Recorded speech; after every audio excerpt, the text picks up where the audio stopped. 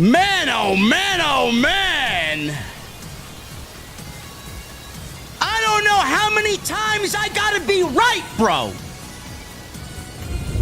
How many times we're gonna get something right here, man?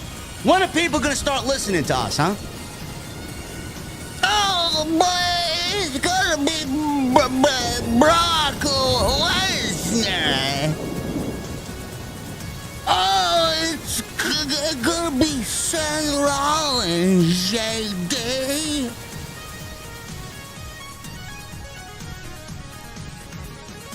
We now have a fifth man for War Games. The Second City Savior. A man who just went to war with Drew McIntyre inside Hell in the Cell. Paul Heyman brings back CM Punk. And CM Punk is doing it for Paul Heyman.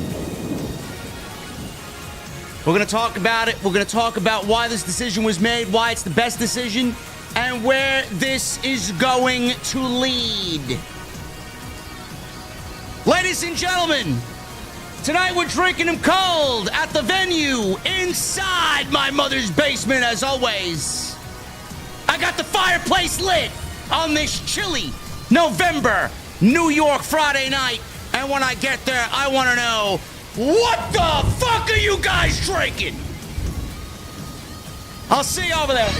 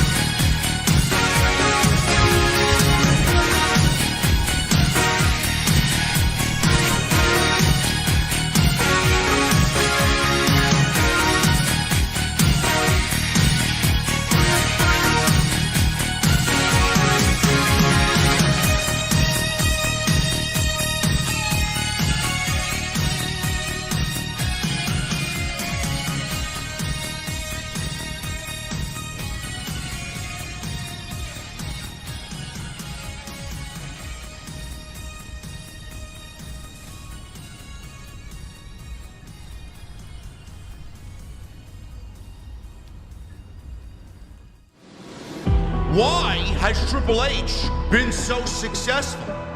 Why is Triple H running WWE better than Vince McMahon and Bruce Pritchard on Monday and Friday night? Long-term booking.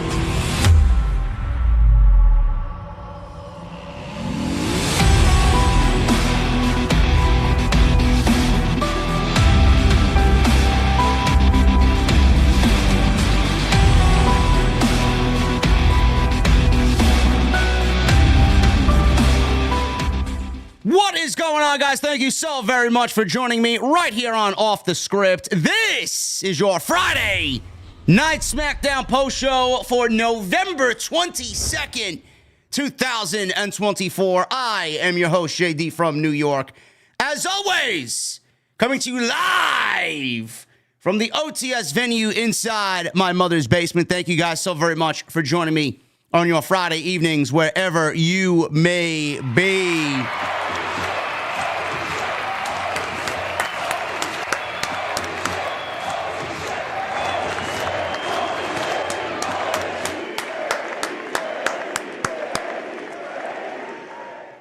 got to start the show off with a $100 bomb by Best in the World, Matt.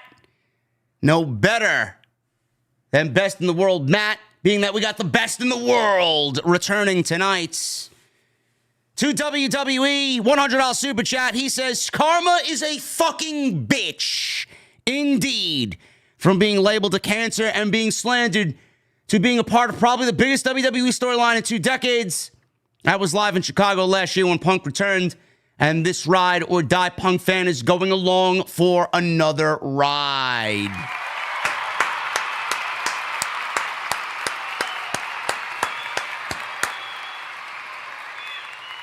Absolutely, man. Matt, thank you so very much for your generosity, man. Thank you very, very much. Always great to see Matt in the chat, as for the rest of you guys as well. Thank you for joining me live on YouTube and on Twitch tonight. It's no secret anymore, man. CM Punk is the 5th man for Survivor Series. CM Punk will stand alongside Roman Reigns, Sami Zayn, and the Usos to battle alongside them against the Bloodline 2.0, Solo Sikoa, Jacob Fatu, Tama Tonga, Tangaloa, and the massive Bronson Reed in this year's Survivor Series War Games. If you guys watch my Monday Night Raw post show, I mapped everything out right at the top of the show. Mapped it all out. You start looking, you start hearing, you start seeing things not lining up. Things don't make sense. It's easy to pinpoint where this was going. All you needed to do is go back and reference from June 21, 2024, where Paul Heyman and CM Punk shared a ring for the very first time since he returned to the WWE after 10 years in Chicago on Friday Night SmackDown. That's all you needed to do. Process of elimination. LA Knight, no. Braun Strowman, no. Braun Breaker, no. Brock Lesnar, no. Seth Rollins, no. CM Punk. All eyes were fixated on CM Punk. All theories were leading to CM Punk. Monday, we booked it as perfect as anybody could sit in this chair and book. Punk is the 5th man. He's brought out by Paul Heyman. You plant seeds from that moment on for what happens for the rest of WrestleMania season. And you even got a glimpse as to what's going to happen for the Summer of Punk 2025. That stare down was done to plant a little seed, to let it sit in the sunlight and let it blossom, so that when we get to SummerSlam, you know where we're going with this. CM Punk is the 5th man. Paul Heyman came out and he said, no. We're not doing War Games 4-on-5, man. We're doing War Games 5-on-5. The math isn't really mathing up, says Paul Heyman. He points to the aisleway. Salt Lake City goes crazy. CM Punk walks out. No introductions needed. He untapes his wrist and he gets in there and he starts brawling alongside the OG Bloodline against Solo's Bloodline. I want to start with the why as it pertains to Paul Heyman. Why bring Paul Heyman out on this show in Salt Lake City 1 week before Survivor Series to let everybody know who the 5th man is? Well, it's 1 week before Survivor Series. We got one more Friday Night SmackDown to go before we get to Survivor Series. Everybody's prediction was Heyman's not going to show face until Survivor Series, and the Bloodline's going to go into the match 4-on-5 without that 5th man advantage going into War Games. I could see why they did it tonight. They need to sell and push for those last-minute ticket sales, which this obviously is going to put them over the top for a complete sellout in Vancouver, British Columbia. This gets people talking about Survivor Series because the match itself, I don't want to sit here and tell you the build isn't good because the build is very good. The build is rushed. Being that it's rushed, it doesn't mean that it's bad or it's not good. They needed something to put it over the top. Bronson Reed being the fifth man for Solo Sikoa is great, and I love Bronson Reed. I'm very happy for Bronson Reed. I can't wait to see the destruction he causes in that match. But they needed something to really get people talking for the next week. They really need something to push them over the edge, and this is going to do that. Paul Heyman showing up at Survivor Series would have been, everybody waiting with bated breath to see who he comes out with, if he comes out with anybody, is he going to be there? You might as well let the cat out of the bag now instead of wait on everybody. I think this is a little bit more straightforward and in the direction that they need to go. I'm glad that they did this tonight. I'm glad that they announced who was going to be the fifth man instead of us hanging on to that, because that's not fair. That's not fair. It's not fair to the guys that are in the match right now.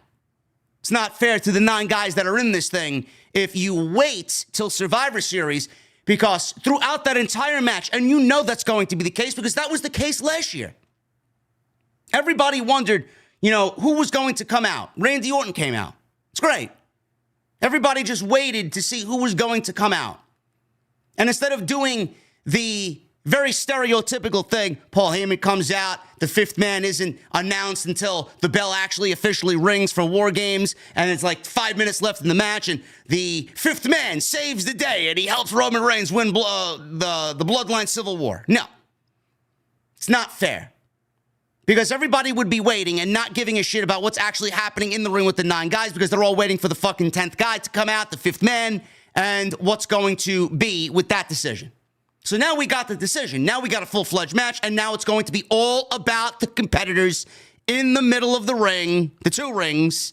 It's going to be all about the 10 guys in that match, and you're not going to need to fucking wait. There's not going to be any anticipation. There's not going to be anything to take away from the actual match. Now you got everything you need for the match, and the match itself is going to go off and be fucking epic. So I'm glad that they did that. No waiting around. Instead of just waiting and keeping people guessing and then taking away from the actual match, you get the fucking guys in there now. All 10 guys are now announced, and you go about doing your business in War Games. Great. It's great to see Paul Heyman, by the way. He looks great. He looks refreshed. He looks happy to be back. He got a huge ovation. What is his mental state? We don't know, man. All because CM Punk is the fifth man and all because Paul Heyman is back on TV, that doesn't mean everything is chummy. That doesn't mean everything is sunshine and rainbows in the bloodline with Roman Reigns. We don't know what is going to be said next week. We don't know why this decision was made. We don't know what the interaction between Roman Reigns and Paul Heyman is going to be. We don't know the interaction that's going to be with Roman Reigns and CM Punk. The only thing I could tell you is June 21, 2024. Why is CM Punk a part of War Games? Because Paul Heyman needed a favor. This was planted back in June. He needed a favor. Punk told him he would do a favor. He's repaying him on that favor tonight. And there's not many Paul Heyman guys. There's 2, one of which was announced tonight as the fifth man. The other is somewhere eating barbecue ribs and hunting deer in Saskatchewan, awaiting his fate for the Vince McMahon trial and whatever his inclusion is there. I'm glad that they made the decision on who was the fifth man tonight. But it all makes sense. Every bit of it leading to CM Punk makes sense. Why not Brock Lesnar? I don't need to tell you why it's not Brock Lesnar. The answer is very simple.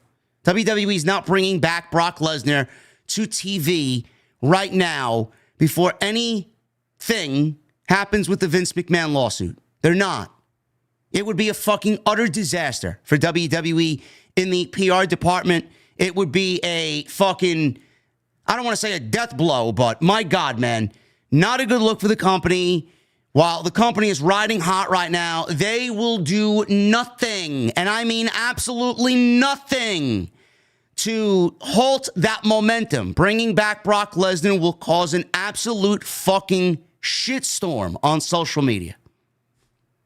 They are not going to do that at all. And we're never planning on doing that at all. Does Lesnar fit in the cage? Sure. Is he the number one Paul Heyman guy? Sure. But in this role, he doesn't fit. Lesnar has not been on TV since, I don't even remember when the last time Brock Lesnar was on TV. He was slated for the Royal Rumble. He hasn't been on TV all year. What exactly does he factor in? Because he's associated with Paul Heyman? But CM Punk is also associated with Paul Heyman. And CM Punk was on TV in an interaction that led to tonight. He's been on TV. Long-term booking.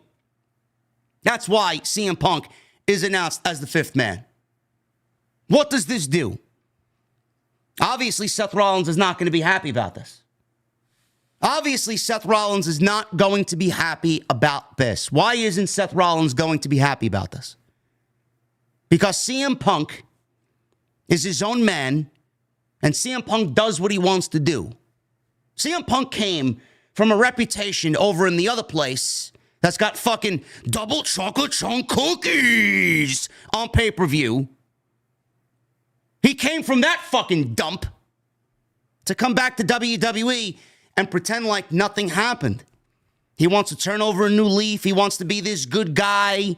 He wants to be the guy that all the young kids and all the young students and all the young wrestlers go to for advice. He wants to sit in Gorilla with Shawn Michaels and put on the headset and maybe one day take over NXT. He wants to come back and he wants the world title. He wants that WrestleMania main event. He wants to win the Royal Rumble after blowing out his fucking arm, right? Tore his pec. It's not that difficult to figure out why Seth Rollins is going to be upset here. Rollins turned down Roman Reigns once. He turned down Solo once.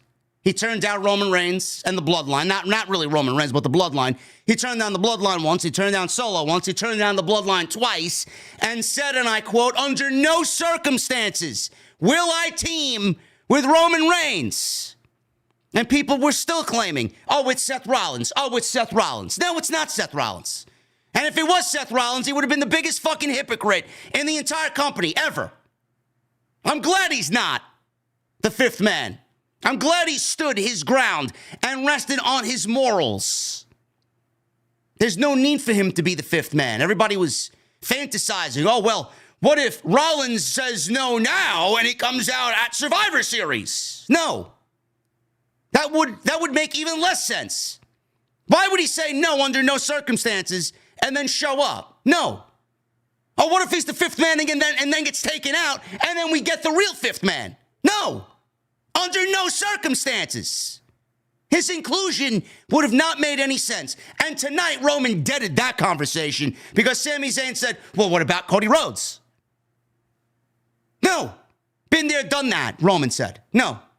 Well, what about Seth Rollins? And he looked at him and said, basically with his facial expression, without actually saying it, he looked at Sami Zayn and his facial expression basically said, are you fucking kidding me? No. No. So we're not going there. Seth Rollins said no twice. Roman Reigns is now going to be on the side of CM Punk. And this is what's going to be the catalyst for Seth Rollins and his anger. CM Punk is once again outdoing, trying to be the good guy, trying to be the savior, trying to show everybody this new version of himself after 10 years. Rollins doesn't believe it. Rollins is never going to believe it. Rollins looks at CM Punk and sees one thing, an absolute fucking prick who will do anything to get himself over, and he's a fucking manipulative liar. That's it. CM Punk teaming with Roman Reigns is shoving it in Seth Rollins' face. Yes, it's at the request of Paul Heyman, but Seth Rollins doesn't give a fuck about Paul Heyman. All he sees is CM Punk and Roman Reigns on the same team when he himself was asked twice, who the fuck do you think you are? Do you think you're better than me? We don't need people like you here. This man is a disaster. This man is someone that caused long-term damage to WWE Roman Reigns and the Bloodline over 4.5 years, and you are standing there teaming with this guy? You think Seth Rollins is going to be okay with that? I know I wouldn't. CM Punk is doing Paul Heyman a favor. He's doing this for Paul Heyman. So yes, this is going to plant seeds for Seth Rollins and CM Punk leading into WrestleMania. It absolutely is. Because the first thing that we are going to see when CM Punk goes back to Monday Night Raw is how Seth Rollins is fucking angry. Angry. Of all the people, he was asked twice and turned it down because he believed in what he was saying. And now CM Punk takes his spot and is disregarding everything that Rollins feels. So Rollins is obviously going to take issue with this. CM Punk is teaming with Roman Reigns, and he doesn't take into consideration anything that Rollins is saying or anything that Rollins is feeling. Great. There you go. I mean, plus, obviously, the tie-in with CM Punk and Paul Heyman and the fact that Paul Heyman's been missing since Madison Square Garden when he was put through a table by Solo Sikoa and Jacob Fatu. It was just beautiful, just long-term booking. It's the only way for me to put it. Beautiful consistency. And the throwback to him being a Paul Heyman guy, everything just works magically together. It's great. So where do we go from here? CM Punk is going to be the catalyst for Roman Reigns to beat Solo Sikoa. Now, I don't know if this is going to result in Roman getting the Ulafala back. I don't know if it's going to result in Roman becoming the tribal chief once again, because Solo Sikoa obviously owns that moniker right now on Friday night. I am making a bold prediction right here, right now. I think The Rock shows up at Survivor Series. I think Solo Sikoa loses. I think Solo Sikoa and the Bloodline get beat. I think The Rock shows face. And I think The Rock is the one pulling the strings with everything here with Bloodline 2.0. One strike and you're out. The first strike was losing to Cody Rhodes at WrestleMania. The second strike was him teaming with Cody Rhodes at Bad Blood. Remember Rock threw up the 3 at Bad Blood at the end of the show? Nobody knows what the fuck that meant. Clearly that was done for a reason. Clearly that seed was planted for a reason. He lost to Cody. He disgraced the family. He lost at WrestleMania in the main event and lost the biggest title in the entire company. Then he teamed with the guy that they so vehemently tried to end at WrestleMania at Bad Blood. That's strike 2. And now he's teaming with CM Punk, another guy that The Rock doesn't really like at all. He's not fond of Punk at all. That's strike 3. So I don't know if that's going to factor into what's going on here, but it certainly lines up that way as well. And I see The Rock showing up at Survivor Series, and I see The Rock being the one to pull the strings for the Bloodline 2.0, as I already predicted back in March. I've been sticking with that. I do think we get a Rock and Roman WrestleMania match this year. I do think that we are leading to that. I don't know how they're going to tie up that Rock and Cody situation. I don't know where that takes place. Do we get it at the Royal Rumble? Do we get it at the Elimination Chamber? I don't know. Do we wait on that? Does Rock and Cody's story happen separately away from the Bloodline? Maybe we need to get Rock and Roman out of the picture first and then get Rock and Cody involved. I don't know. That's the only part that's really confusing me right now, because if I had the pen, I'd probably do Rock and Cody at WrestleMania to tie up everything that they did following WrestleMania on the Raw after WrestleMania, because that was an interaction that we still need a payoff on. You're not going to leave us with that type of cliffhanger and then not go back to it when it really matters most, WrestleMania season, when we all know Rock is going to be there. We don't know. But I think right now, the way we are going, I honestly think that Roman and Rock is the direction for WrestleMania instead of Rock and Cody. I think Cody, he gets either Randy Orton or he either gets John Cena for the WWE Championship, which I'm not really all that excited about at WrestleMania. I would wait on that. I really would. So that's the direction I think that they're going in for WrestleMania. Punk obviously is going to be wrestling Rollins at WrestleMania. Those are the three big matches right now that I see for WrestleMania as far as the upper part of the WWE card. Now, with Punk and Rollins, this is just the catalyst. We're going to get something happening here after Survivor Series with Punk and Rollins. Things are going to really escalate. I do think that Rollins is going to turn heel. I think that's a much-needed change for Seth Rollins. The singing and the goofy outfits and the high heels and the glittery fucking coats. Rollins is best when he's serious. Rollins is best when he's focused, when he's angry, when he's got something to fucking fight for. Like Kevin Owens. He's basically going to be what Kevin Owens is to Friday night on Monday night. He is going to make himself out to be the victim. He's going to chastise and he's going to just completely shit all over who CM Punk is as a person, like Kevin Owens is doing to Cody Rhodes. I don't know where we get the interactions along the way, but I do think that something will happen in the Royal Rumble where they are both eliminated and things happen in that match that really take it even further to the next level. I said this on Tuesday Night Titans because I predicted it on Monday. We got this happening on Friday with CM Punk. I picture both of these men in the Royal Rumble.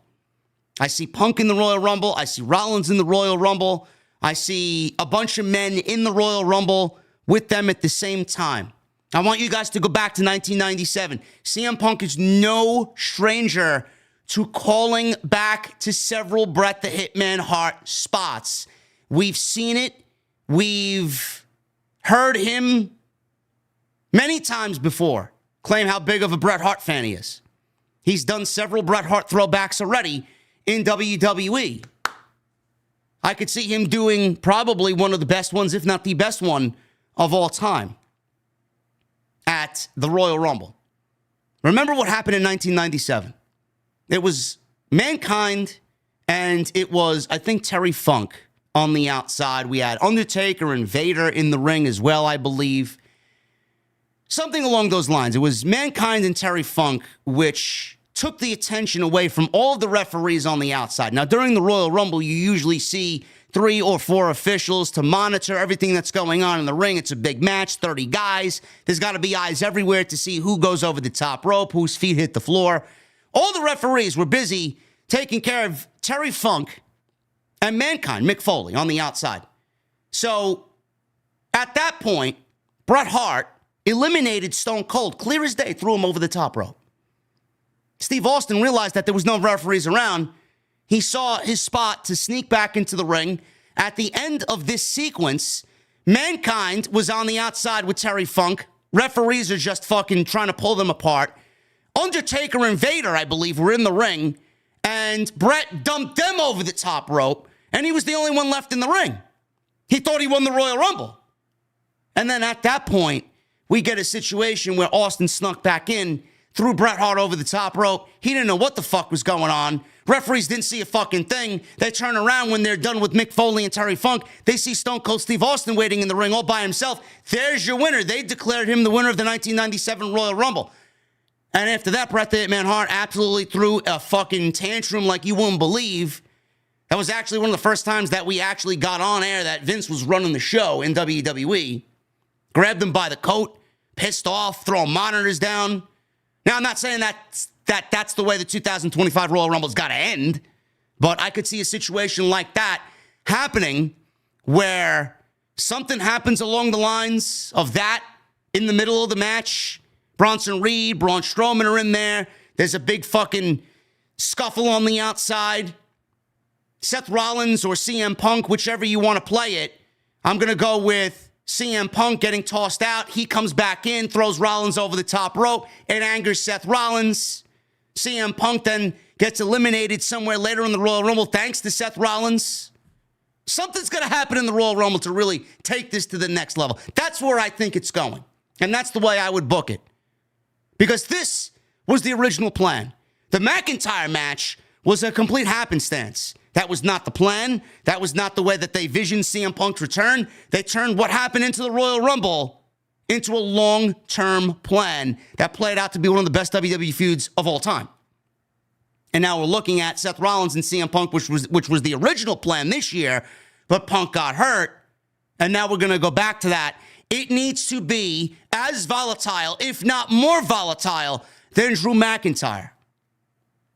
So that's the way I'm seeing it play out. Punk is not going to get his main event this year. Punk is not going to get his world championship this year. And I think it's going to end up being them, obviously, at WrestleMania. Something's going to happen between those two early in the year. Who knows if Punk is going to get a match with Gunther for the World Heavyweight Championship. He called out Gunther already after he ended Hell in the Cell with Drew McIntyre. Rollins is not going to like that. Rollins could poke his nose in that business and have Gunther retain the championship and cost CM Punk the title.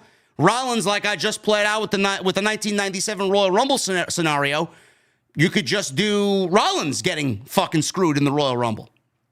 It's exactly why I said CM Punk throwing Rollins over the top rope. I love the way this is going. I think this is going to be fantastic television, man. You see the layers that WWE is laying on top of one another, man.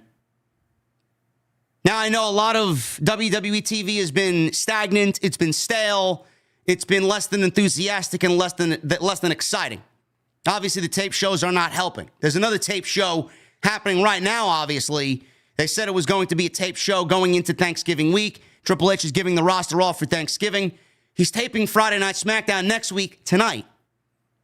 So we're going to get another tape show, and we got to sit through the tape shows because the holidays are important to the WWE roster. That's a new Triple H initiative.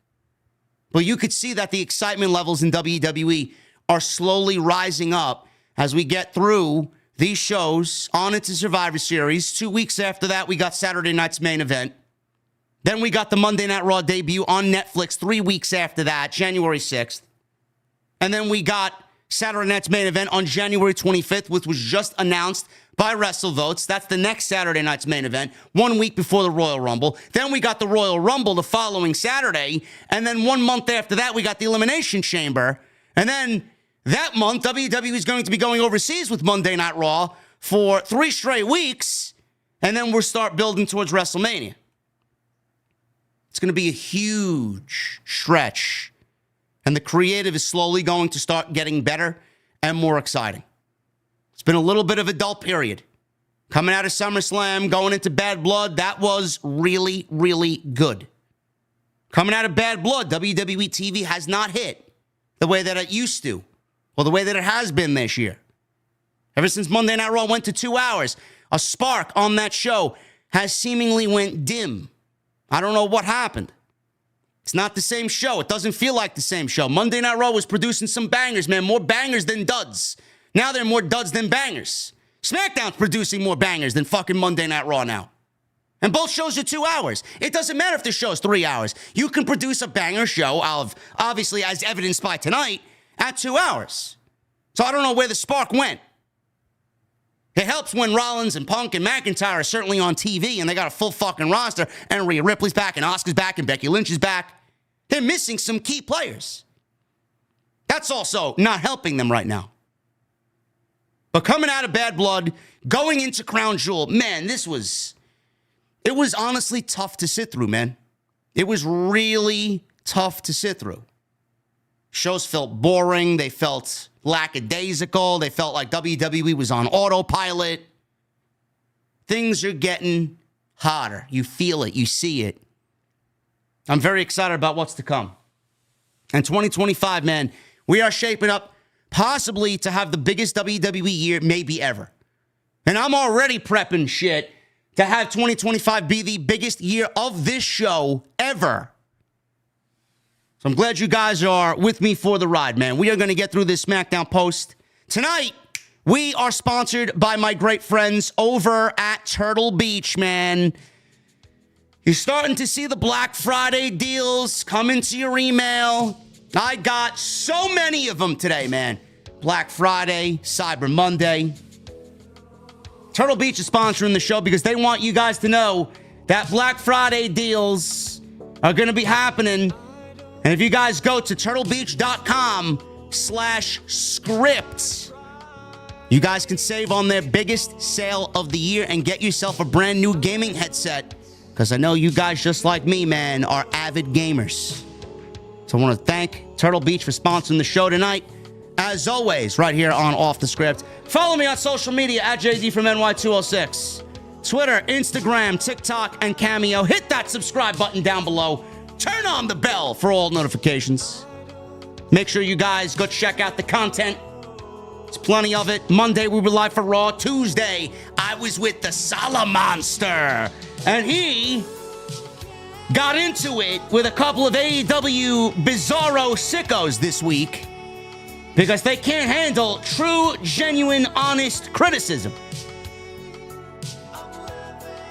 So go check that out, man. Great show on Tuesday night, episode 73. We'll be back with you on Tuesday for episode 74. Jesse and I were live Wednesday, man, in what people are saying is the greatest AEW Dynamite post show that we have ever done. Legendary, people are calling it. Epic are what people are calling it. Go check it out, man. It's well worth your time. Second channel just hit 7,000 subs tonight. Thank you guys for that. So go follow JD wherever he is, man. Everything you need is linked down below in the description. Hit that thumbs up. We got 700 likes. Let's try for another 300. I know we can do it, man. I know we can do it. We got 3,000 deep in the venue right now. And please get those super chats in. We will hang out at the end of the show as always. Any questions, comments, concerns, we will go over it all right here on Off the Script. Yes, the Collision Corner on Wednesday nights, man. It's becoming people's favorite segment of the show now. To be honest, I can't even take credit for that, man. That's Jesse's idea. The Collision Corner is Jesse's idea, man. Start with the SmackDown post, man. Let's get into this thing. I thought it was a great show tonight. I thought everything that they did was spot on. Very good show. Better than Raw. Best show of the week. By far. We got the new Bloodline. They made their entrance. Before they come out, we saw a 3-minute video package, which I love. I know what happened on last week's show, but if you happen to miss last week's show, you're caught up with the video package, and they showed you all the highlights from Roman Reigns picking up the phone, calling Paul Heyman at the request of Jey Uso. Gotta call him, Uso. Gotta call him. Make the call. We see a video package. Bloodline. Roman Reigns trying to get in touch with Paul Heyman. Paul Heyman's number changed, and Roman Reigns wasn't given the new number. The new Bloodline made their entrance. Solo Sikoa, Tama Tonga, Tangaloa, Jacob Fatu, and Big Bronson Reed. Cole and Graves talked about the addition of Reed as the 5th man on their team for War Games. He looks great. Looks great standing next to the rest of them. So Solo is in the ring, and he told Salt Lake City to acknowledge him. They obviously did not acknowledge him. He goes on to say they dominated War Games. He said Roman Reigns isn't even there yet, but when he arrives, he wants him to meet him in the middle of the ring later tonight to accept my terms of surrendering War Games. He said after that, Roman and his crew can finally acknowledge him.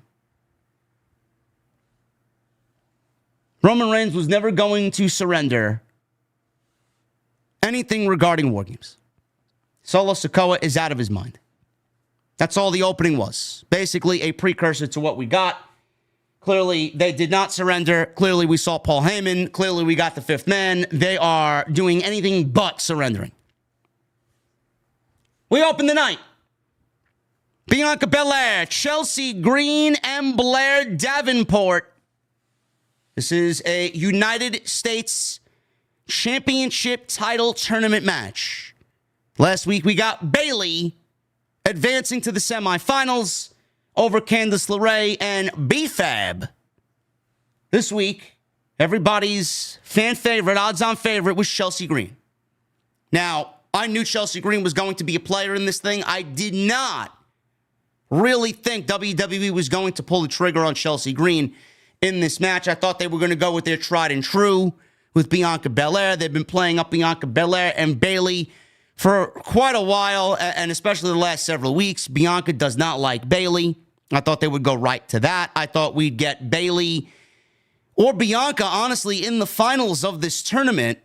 And then you look at the other side of the bracket, you could see them possibly do Bianca versus Jade, Bayley versus Naomi, which is exactly where I think they're going to go. I think we're going to get Bayley versus Naomi in the finals, and I do think that one of them will be crowned the new United States champion. Chelsea Green will get the United States Championship at some point. I do think that is going to be an absolute spot-on thing that they do, but not right now.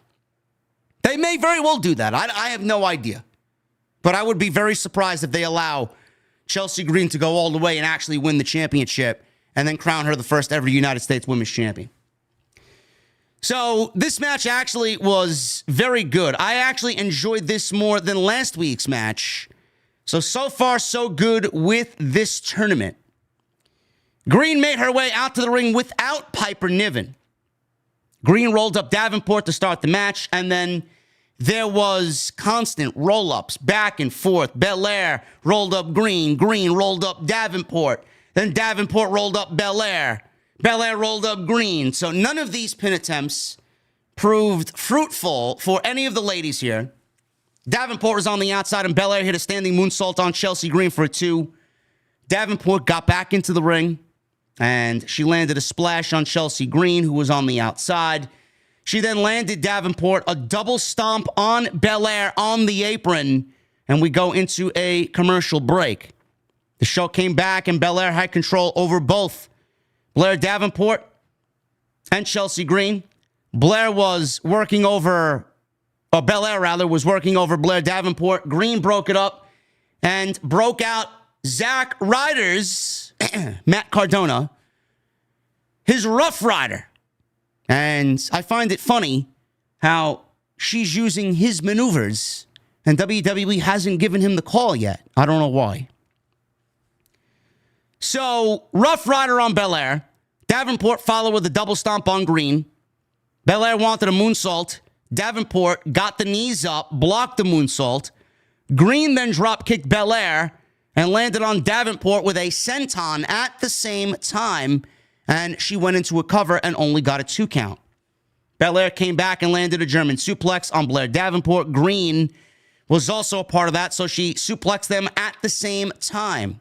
Belair got a 2 count out of that spot. Belair ran at Green.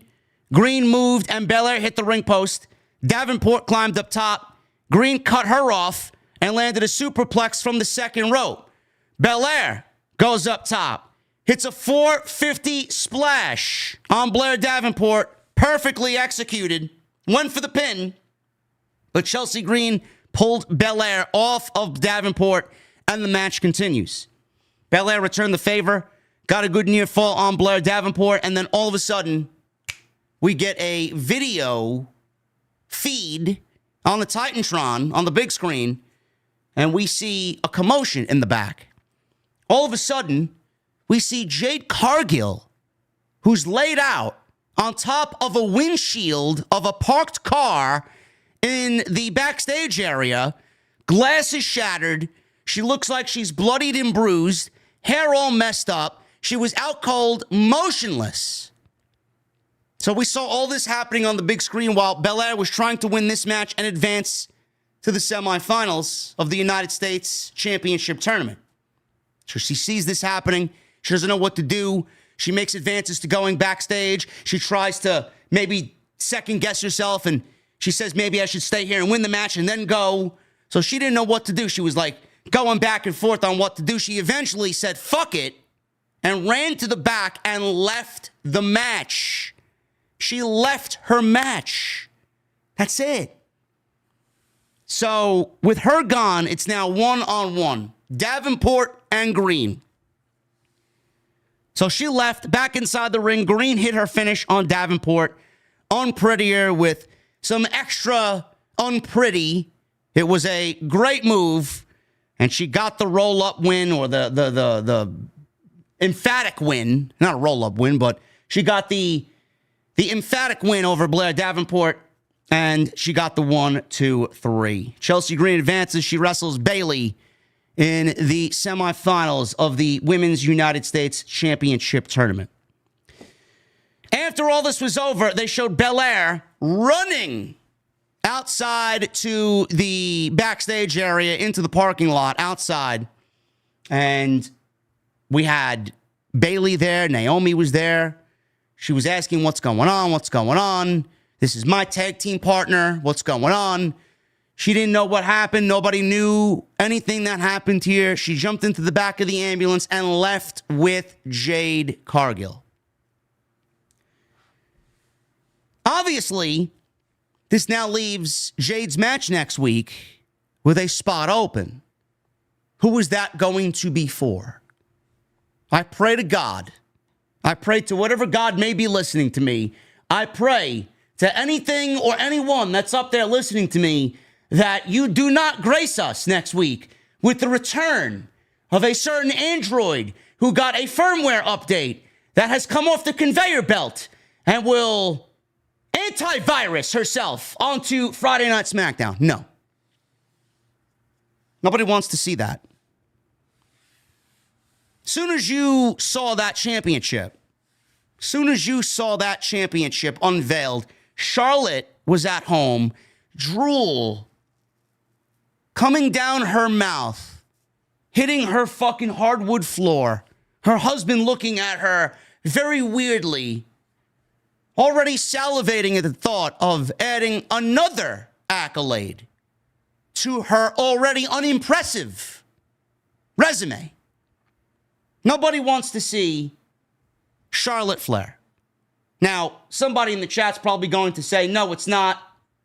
No, it's not. No, it's not. Because somebody probably read the spoilers already. I'm just saying, I didn't read the spoilers, so I'm just going off based on the fact that I don't know. But who else is there? Who else is there, man? If you guys can come up with anybody else on that roster that is there, I'd love for you to fill me in. Maybe they call somebody up from NXT. I don't know. But the only one I could think of is Charlotte Flair. And as of today, she posted something about her return. She posted a teaser that she is probably going to be back sooner rather than later. I'm not sure people are ready for that. So it's going to be interesting to see. Now, I thought that Jade would be in her match next week and she would actually have the same thing happen to her. Bianca would get taken out and she would be laid out somewhere in the back after a sneak attack.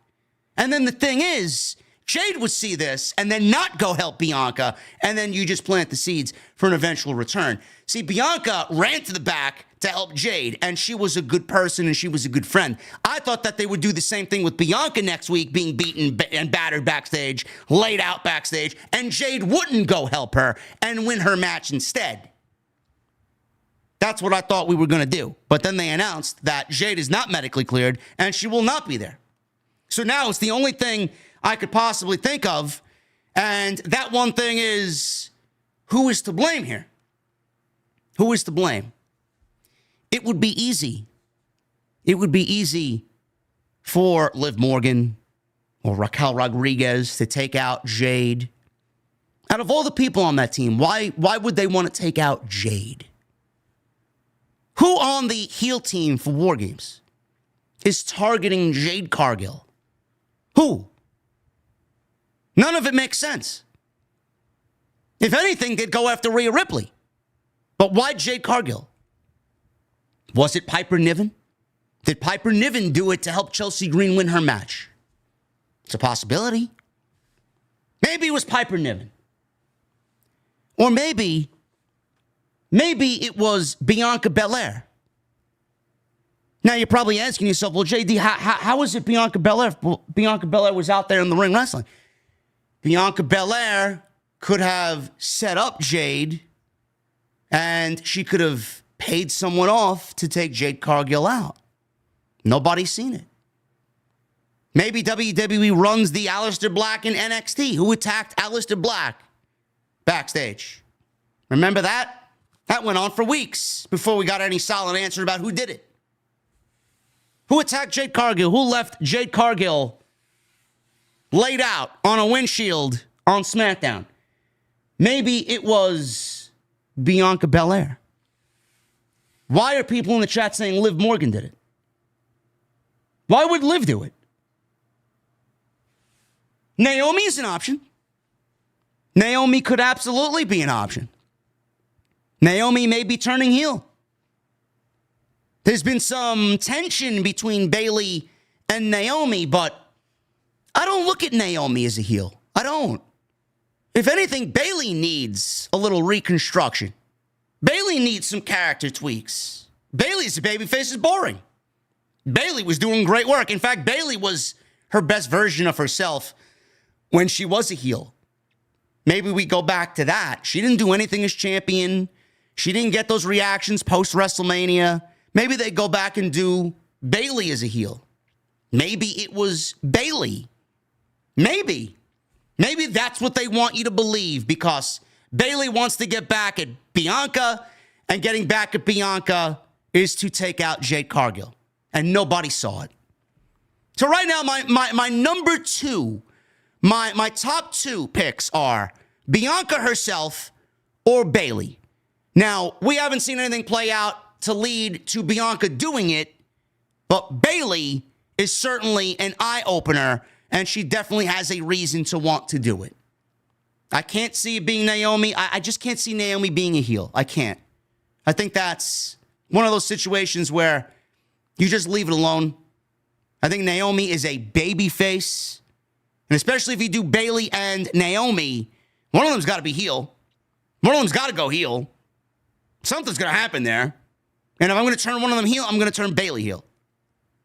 So that's my prediction. I think it is going to be either Bayley or Bianca.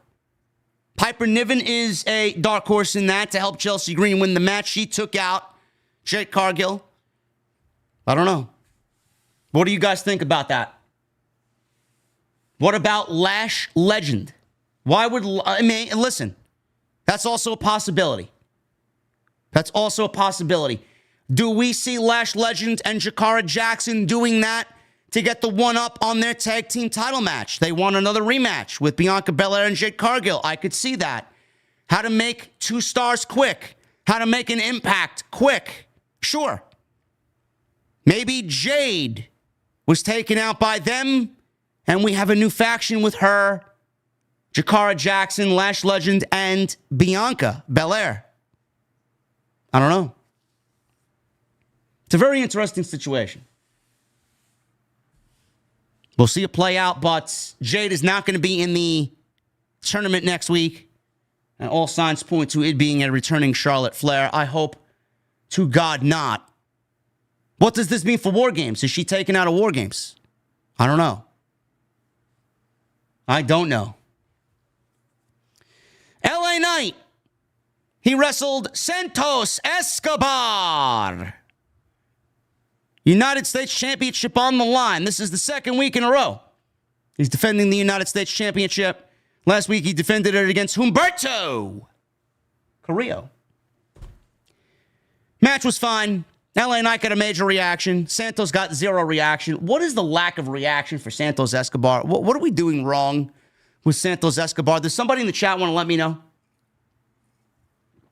Where are we going wrong with Santos Escobar? Has he lost way too many matches to a point where the fans and the crowd don't really buy into anything he does or anything he says? I think that's it. Santos is a loser. He's not really a loser. He's fucking great, but he's been presented as a loser. And Legado is ice cold. Ice cold.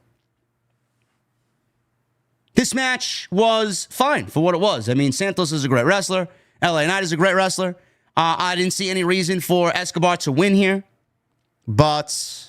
or to beat LA Knight and win the championship. Why would they take the belt off of LA Knight? Makes no sense. Fine match. They're obviously building towards a Shinsuke Nakamura, who looks great, by the way. He's great. And we have Nakamura coming back all dark and eerie, spooky. He's got this red eyeliner just fucking draped over his eyes. He's wearing all black. He looks like a black samurai out there, man. He looks like he's ready to fucking spill blood. Great. I don't know why they're bringing him back and putting him with LA Knight. It just seems like an inevitable fucking loss for Nakamura again after he looks so good, you know? I don't know. I'm kind of confused by the usage of Nakamura. Hey, bring him back and have him lose to Seth Rollins. That's great. Go away. Hey, bring him back and have him lose to LA Knight. Like, what are we doing? Before the match began, the lights went out. Nakamura had a video air. Nakamura says he's been watching LA Knight, and he knows Knight better than Knight knows himself. Nakamura said LA Knight is insecure and consumed with fear. Nakamura said Knight's fears are justified because this is the beginning of Knight's end. Lights turned back on. Escobar attacked Knight, who was confused about why he's being targeted by Nakamura. So Escobar took advantage of this. Escobar had a splash on Knight, who was on the outside. Show went to a commercial break. We come back from the break. Escobar continued to control the match. He owned the tempo of the match, chopping LA Knight in the process. Finally, LA Knight fights back. Escobar cut him off. Landed a senton for a 2 count. Escobar stretched Knight until Knight fought out of it. Knight on the apron now. Knight hits a slingshot shoulder tackle on Escobar. He then punched Escobar repeatedly. He landed a neck breaker. He goes for recovery, gets a 2 count. Escobar comes back. He put Knight up on the top rope. Knight headbutted Escobar away. He was going to do his pop-up elbow drop. Nakamura appeared and distracted Knight as he stood in the aisleway. Knight was distracted by Nakamura. Nakamura didn't do anything. He just stood there. For a shadowy-esque figure did Nakamura stand in the aisleway. So Escobar took advantage of this. He goes up top, hits a frog splash from the top rope, and then he sets up for his finish. He could have pinned him there. He did not. He lifts LA Knight up. He went for the Phantom Driver. LA Knight countered out of it into a BFT out of nowhere. And Nakamura, staring on, watching LA Knight beat Santos Escobar and retain the United States Championship. Now, what I found very bizarre, I don't know if you guys picked up on this. I was watching this. There was no sell of the BFT from Santos Escobar. He rolled out of the ring, and then all of a sudden, as soon as the 3 count was made, Nakamura was immediately in the ring. He attacked LA Knight. Escobar rolled out of the ring. He got up on his own feet and he just walked away. He just got up and walked away. He didn't sell the move. He didn't sell the lingering effects of the BFT. He didn't lay on the outside. He got up and he walked away. I don't know why there was just this massive no-sell of the BFT. Well, because Nakamura's in there attacking LA Knight. I don't know what that was about. I just found that to be weird. Nakamura attacked LA Knight, throwing Knight into the ring post 3 different times. Nakamura landed a running knee to the back of Knight's head. Kinshasa! And Knight was knocked out. Don't know where we're going with this. It's not happening at Survivor Series, I'll tell you that.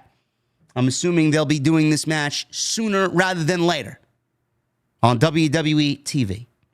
Saturday night's main event, maybe. I don't know. I could see LA Knight being used for Saturday night's main event. Sounds like a good place to do it. Johnny Gargano. He was seen talking to the Motor City Machine Guns backstage, apologizing for Tommaso Ciampa's actions last week. Gargano wanted a tag team title match and said, I apologize for my partner. I think we should get another rematch. He wants another rematch. I think you guys should give it to us. Machine Gun said no. Did you see what your guy did out there last week? He ruined the Street Profits' opportunity. If we do anything, we're going to give the Profits first dibs. Johnny Gargano didn't want to hear it. He started pleading with the Motor City Machine Guns.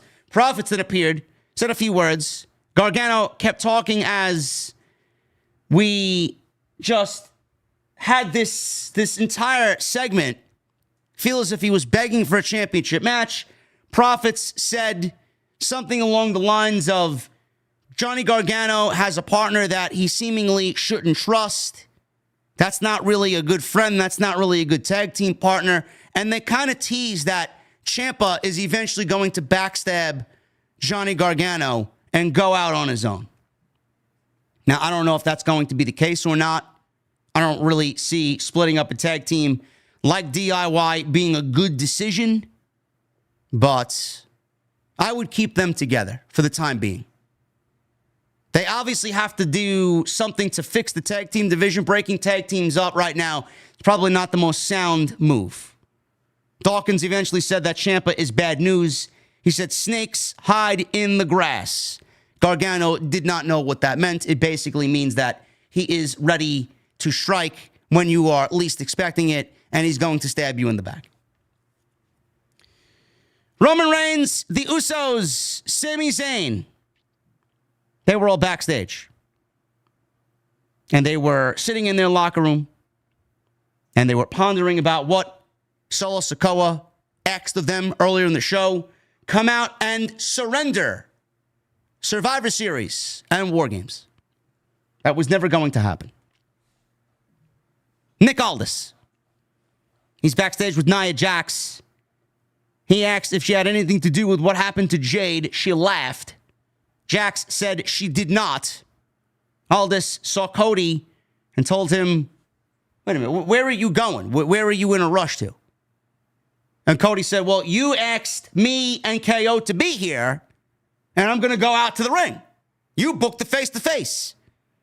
And then Aldis says, well, listen, nobody's seen Kevin Owens. What do you want me to do? He's not here yet. Cody didn't give a shit. He was going to go out into the ring and talk with or without Kevin Owens. Kevin Owens wouldn't miss the opportunity, Cody told Nick Aldis. He eventually made his entrance. Cody's in the middle of the ring. This was a very, very, very good segment. This is the Cody that we all asked for following WrestleMania.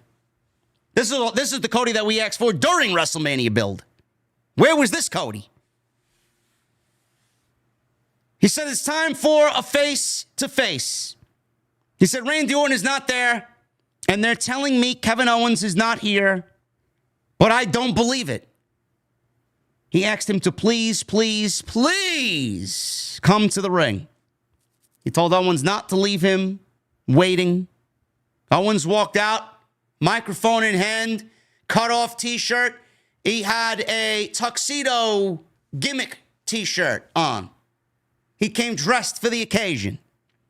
Good old KO. He stood in the lower deck.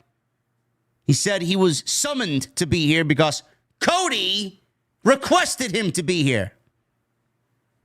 He said he was wearing his tuxedo T-shirt, but Cody couldn't be bothered to wear his sleazy politician suit. Telling you, man, Cody is the villain here. Cody says he wasn't summoned to stand over there, but rather face-to-face with him here in the ring. Cody dropped down and moved towards KO, but security came out. Nick Aldis came out. They stopped him from advancing Kevin Owens anymore.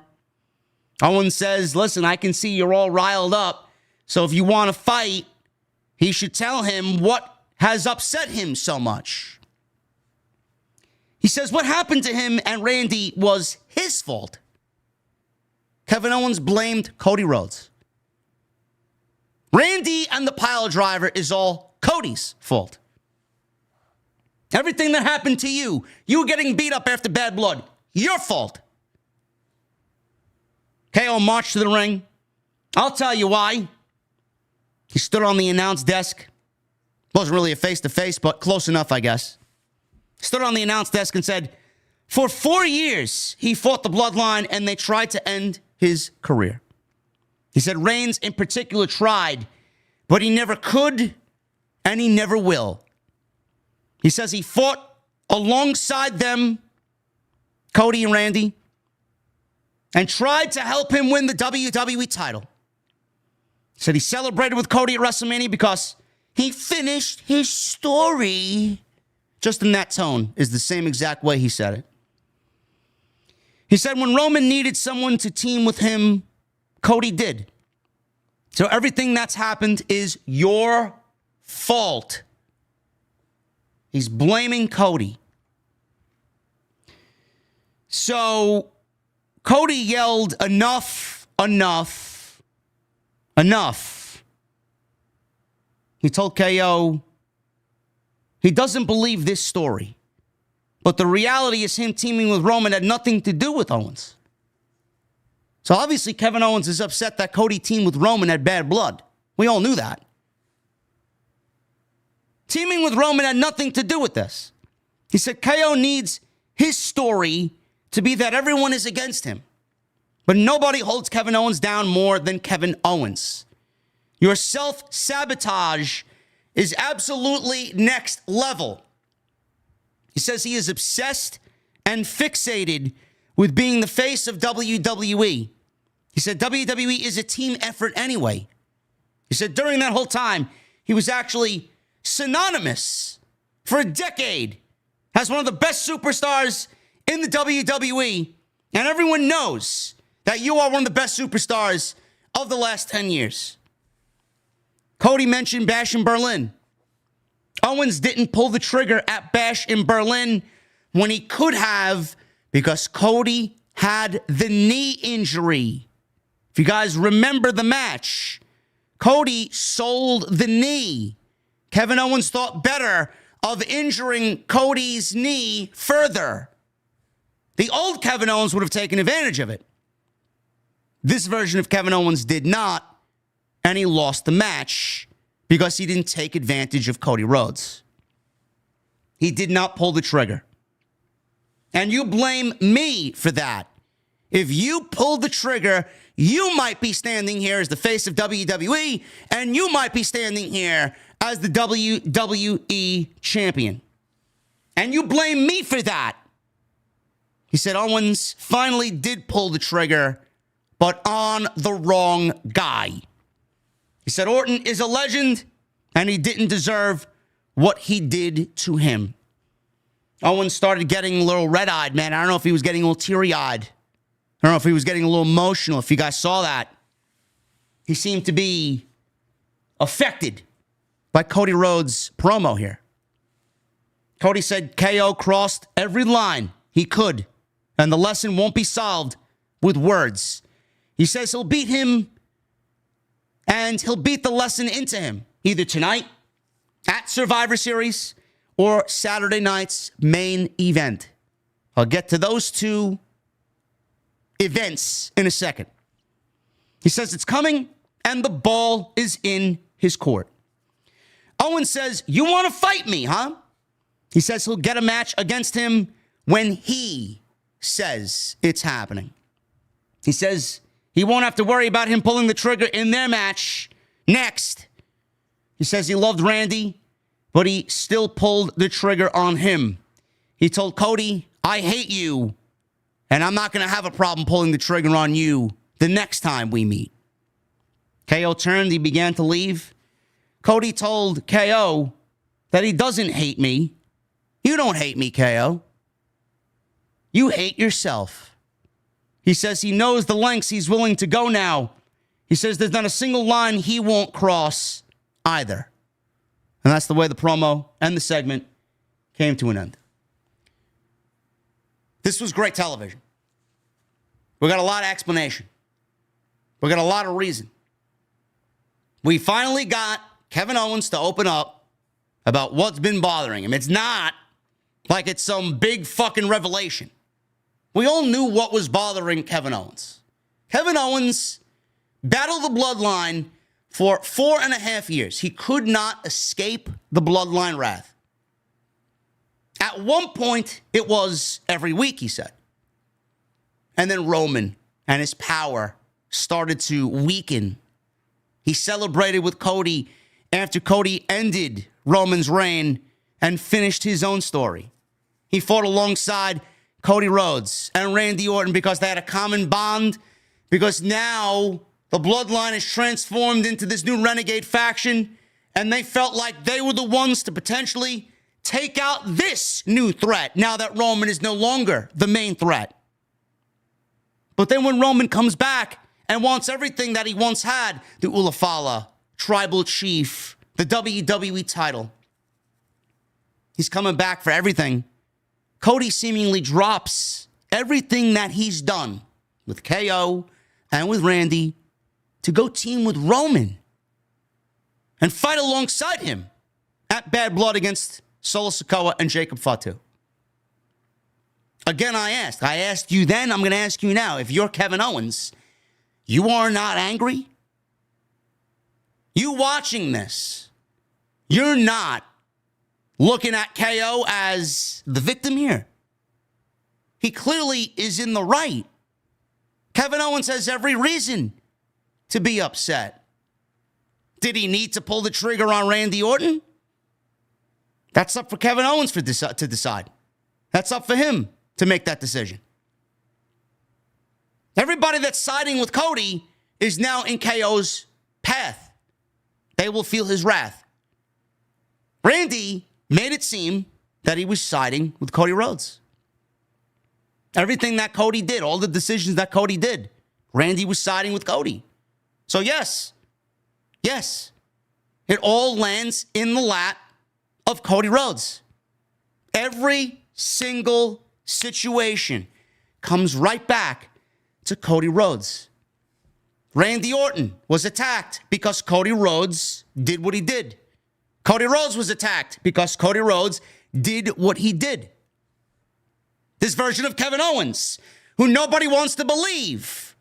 Everybody wants to cry that he's looking to be the victim, and there's nothing really wrong with the situation. Management won't believe him. Management won't listen to him. Management has banned him from buildings. They don't want him on the show. Cody Rhodes is to blame. So again, I ask, who is the real victim here? Is it Cody? No. Kevin Owens is the victim. Kevin Owens is correct in everything. Which makes you really wonder, the downfall of Cody is going to be Cody. Every decision that Cody's made, he's the one who needs to look himself in the mirror and ask, well, why is everybody turning against me? Because it's you. You are making the decisions that are carving your own future. Everything. I stand with Kevin Owens. Any normal human being would be angry at Cody, but it's not going to come off that way. I'm genuinely curious. The one thing I'm most genuinely curious about is if the fans are ever going to side with Kevin Owens. It's got to be a right city. It's got to be a right crowd. I know people are asking, Cody's got to turn heel. Cody's got to turn heel. I want to see a heel Cody. Every decision Cody's made has been in a heel fashion. He's a heel. Theoretically, he's a heel, but he's not. He's the face of the company. The biggest baby face in the company. Biggest merch seller in the entire company. But that doesn't make him right. Kevin Owens is right. I don't know where these two meet. There was 2 shows mentioned here by Cody Rhodes. Survivor Series and Saturday Night's Main Event. There is no way WWE is going to have one of their biggest shows ever. This is Bloodline versus Bloodline. This is your biggest Survivor Series maybe ever. There's no way that WWE does not have Cody Rhodes and the WWE title on a major show. I just don't see it. I said this last week. I'm going to say this again. Said it last week right on this very podcast on Friday night. Cody Rhodes versus Kevin Owens will take place at Survivor Series. It will not be a sanctioned match. It will not be for the WWE title. It will be because they want to fight. Management will not sanction a match. Kevin Owens doesn't deserve a championship match for what he's done. Why would he do that? Why would Nick Aldis do that? It's illogical. It's stupid. They want nothing to do with this. That's the vibe that they got tonight. That's the vibe that they went for. They are going to sanction this match, and they want nothing to do with it. That's all that needs to be done. That way, when we get to Saturday night's main event, then we get a proper match, because Kevin Owens would have beaten Cody Rhodes at Survivor Series, and then we get a WWE Championship match proper on Long Island at Saturday night's main event. But the match at Survivor Series should happen. Cody should be on that show. Kevin Owens should be on that show. This is one of the biggest shows of the year. Everybody should be there.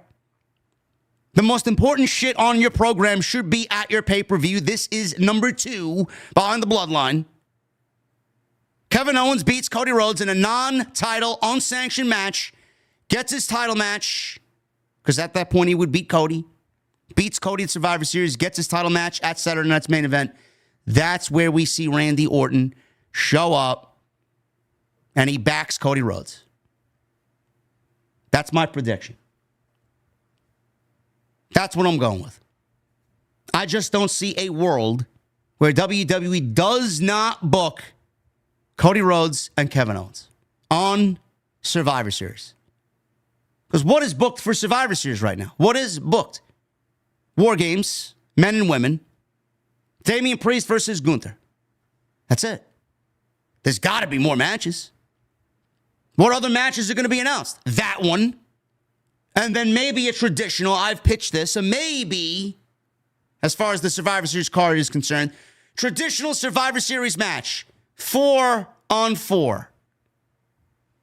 We got Final Testament, AOP, Karrion Kross, and The Miz versus the Wyatt Six, Bo Dallas, Dexter Lumis, Joe Gacy, and Eric Rowan. That's it. There's your Survivor Series right there. 5 matches. I thought this was excellent TV. Kevin Owens looks great, sounds great. Him in this role, this is when he thrives. This is when he's at his best. And Cody, the heart, the fire that Cody showed tonight, the anger that Cody showed. This is something that's been missing from Cody's character for a very long time. This is the Cody we should have gotten on the road to WrestleMania when The Rock was pushing him around and treating him like such a fucking pushover, like a fucking softie, like a geek. We didn't even see that Cody on the road to WrestleMania. We got him now. All it took was a little decision here, a little decision there. That wasn't really the right decision, wasn't really the best decision. And Kevin Owens now is throwing it back in his face, and he is really the bad guy in this story, not KO.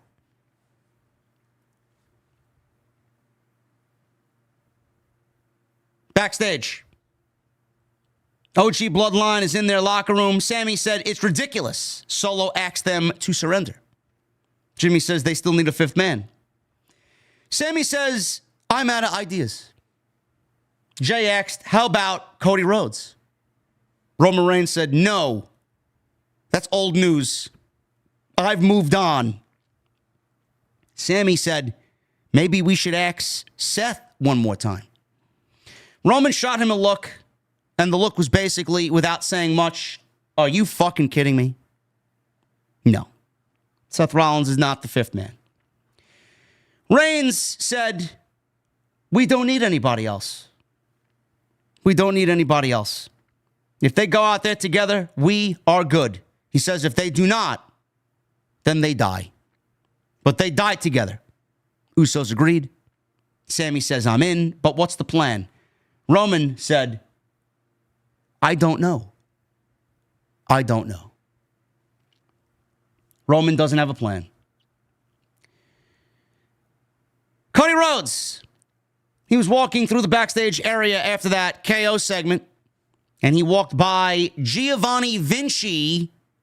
He does live. Giovanni Vinci and Carmelo Hayes, who we have not seen since Crown Jewel. Carmelo yelled to Cody that everyone is saying KO was telling the truth. This is the word in the locker room. Everybody's backing KO. Everybody thinks KO is right. And everybody in the locker room says it's Cody's fault as to what happened to Randy Orton. Cody shoved Hayes. Hayes shoved him back. Nick Aldis and officials got intervened here. Aldis stepped in between them and told them to settle down. Cody says, it's time that I reevaluate your first round draft pick. So it looks like we are getting a rematch between Carmelo Hayes and Cody Rhodes because Carmelo wants to be a pompous troublemaker. Night of the draft, this happened when they drafted Carmelo Hayes in the first round. Should be good.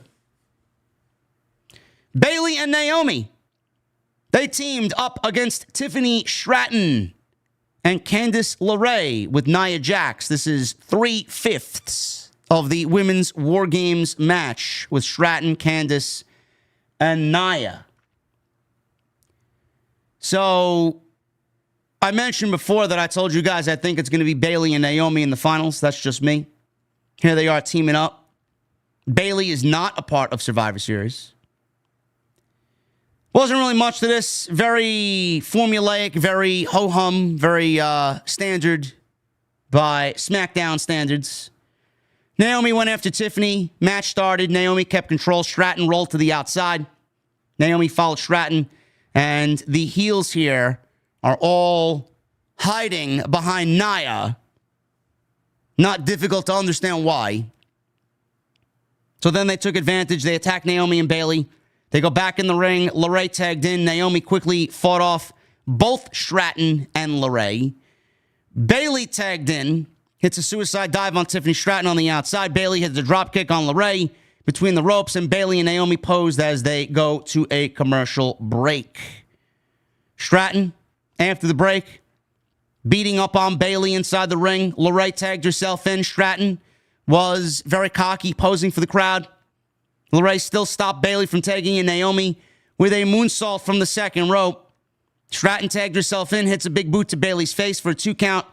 Naomi took out Candice on the outside, and Stratton missed a splash in the corner. Bayley went to tag Naomi, but Nia pulled Naomi off the apron, and that gave Naomi and Bayley the upper hand here. So when Bayley went to tag Naomi, Jax pulled Naomi off the apron and give Bayley the win here. 1, 2, 3. They get the match won. After the match was over, the heels were beating down the baby faces. So this is now turning into basically the same old shit segment that we usually get to hype up a women's War Games match. Io Sky, her music hits. She runs out for the save. Sky and... what she does here is she hits a springboard dropkick on Nia Jax out of nowhere. And Liv Morgan, Raquel Rodriguez come out of nowhere and show up. They joined in on all the festivities here. Rhea Ripley's music hit. She ran to the ring with a kendo stick. Ripley took everybody out with the kendo stick. And that was basically the segment. So Bayley and Naomi win by DQ. Referee called for the bell. And Rhea Ripley's out there blasting everybody with the kendo stick. She has a black face mask now. Rodriguez and Morgan were the recipient of her kendo stick, and that's the way the segment came to a close. I don't know. Don't really care if anything that happened here. It's just typical ho-hum War Games build. Don't really care. The match itself is going to be better than anything that they portrayed to us on TV. Not really interested. Just give me the fucking match. Worst thing of the night. Worst match and worst segment of the night. Tommaso Ciampa. He went one-on-one with Montez Ford. This went 8 minutes. Love Ciampa. Obviously, everybody wants to see Montez Ford in a singles capacity. It's exactly what we got. The ending to this was fucking great. Champa walked to the ring. Very black and gold-esque. He ran at Ford to start the match. Ford moved, stomped Champa. Ford landed a nice drop kick, kicked Ciampa's back for a quick pin. Ciampa chopped Ford's throat, took control. Ford clotheslined Ciampa, did not last for long. Ford clotheslined Ciampa before landing a step-up enziguri, which took Ciampa to the outside. He then followed with a big flip dive onto Tommaso and took him out on the outside. Ciampa back in the ring, took control, kneed Montez from the apron onto the commentary table, and the show goes to a commercial break. We come back from break. Ford powerbomb Ciampa from the top, and both double down. Ford gets up, hits a back elbow, clothesline, back suplex. Standing moonsault, he nailed that. Then they go blow for blow. Ford kicked Ciampa's midsection. Ciampa landed a spinning neck breaker. He goes for a quick cover. He gets a 2 count. Ciampa set up for a fairy tale ending, but Ford countered with a knee. It wasn't long, though. Ford ran into a knee from Ciampa, and that was absolutely fucking one of the most brutal-looking knees that I've seen all year. Flush in the face to a point where Michael Cole pondered if Montez was A, knocked out, or B, broke his nose. Ciampa went for his finish again. He went for the fairy tale ending. Ford rolled up Ciampa after blocking fairy tale ending, and he got a leverage 1, 2, 3. Montez Ford beats Tommaso Ciampa. After the match, Ciampa attacked Montez. Dawkins ran out. He took care of Dawkins. Gargano then showed up and pulled Dawkins off of his partner as they were continuing to brawl. Gargano and Ciampa bickered back and forth. Ciampa, once again for a second week in a row, shoved Johnny Gargano down to the mat. At that point, Motor City Machine Guns come out. Ciampa left the ring as Machine Guns stood side by side with Gargano as they held him up. Got him up to his feet. Ciampa then yelled, "Whose team are you on?" to Johnny Gargano. He walked away from Johnny Gargano and walked up the aisleway. Now, it's stupid to break them up. I'm going to be honest with you. First of all, the ending to this match was great. The ending to this match was fantastic. It got real heel heat on Tommaso Ciampa because the knee was so devastating. And then Montez just unbelievably fought back and got the win. Crowd popped. Crowd popped big for the knee. They thought it was over. And then Montez wins. Crowd pops. Ciampa, in a very nice heel way, blasted Montez after the match is over. Got some good heel heat. Then we get Dawkins out there. Then we get Gargano out there. Then we get the Machine Guns out there. So we got a triad of tag teams here who are all fighting over, get this, folks, they all want the tag team titles. Doesn't take rocket science to figure out, if you're a tag team, what your main priority should be. I don't think they're going to break up DIY. That would be stupid. The division is already, just as far as depth is concerned, a little lacking. You don't want to break up DIY. No matter how over they are or not over they are still a great tag team. You don't want to break them up. Now, I said, let's break them up. It's stupid to break them up. Not yet, anyway. We got to make adjustments to the tag team division. Then you can break someone like Tommaso Ciampa away from Johnny Gargano. But not yet. Not yet. I'd love to see the black and gold, Johnny Gargano and Tommaso Ciampa, kind of do their thing on the main roster. I think that's something that I think a lot of people kind of missed out on. And I think telling that story in a different way would be great on the main roster. Maybe that's leading to wherever this is going. I don't know. But at the end, I do think that Johnny Gargano eventually sides with Tommaso Ciampa. And I do think that they end up teaming and going after the tag team titles. What comes out of that? I mean, that remains to be seen. Motor City Machine Guns, I don't really see losing the tag team championships anytime soon. So, again, I don't really know what the whole end goal here is. But I do think Johnny is going to end up lowering himself down to wherever Ciampa's level is, because he realizes that Ciampa's right. If you're not in this division to win the titles, then what the fuck are you doing here? Or maybe Johnny's just a good guy and doesn't want his best friend to be that way and doesn't want to associate with somebody who's slowly losing his mind. Jealous, acting out of character. That's not the Tommaso Ciampa I know. I've been through this already. I'm not doing this shit again. You turned on me once. I'm not letting you do it to me again. All the signs are there. All the signals are there. Too soon to break them up. But eventually, I'd like to see them split when WWE makes the proper adjustments to the tag team division. Next week, Cody will take on Carmelo Hayes. And the women's U.S. title tournament continues. Michin, Piper Niven, and a mystery third competitor who will take the place of Jade Cargill. Solo Sikoa, Bloodline. They enter. Roman's music hits. They walk out. Both teams stared at each other inside the ring. And Solo had a microphone. Crowd chanting OTC, OTC. Solo told Roman he wasn't there to fight him. And in fact, Solo still loves all four of his counterparts.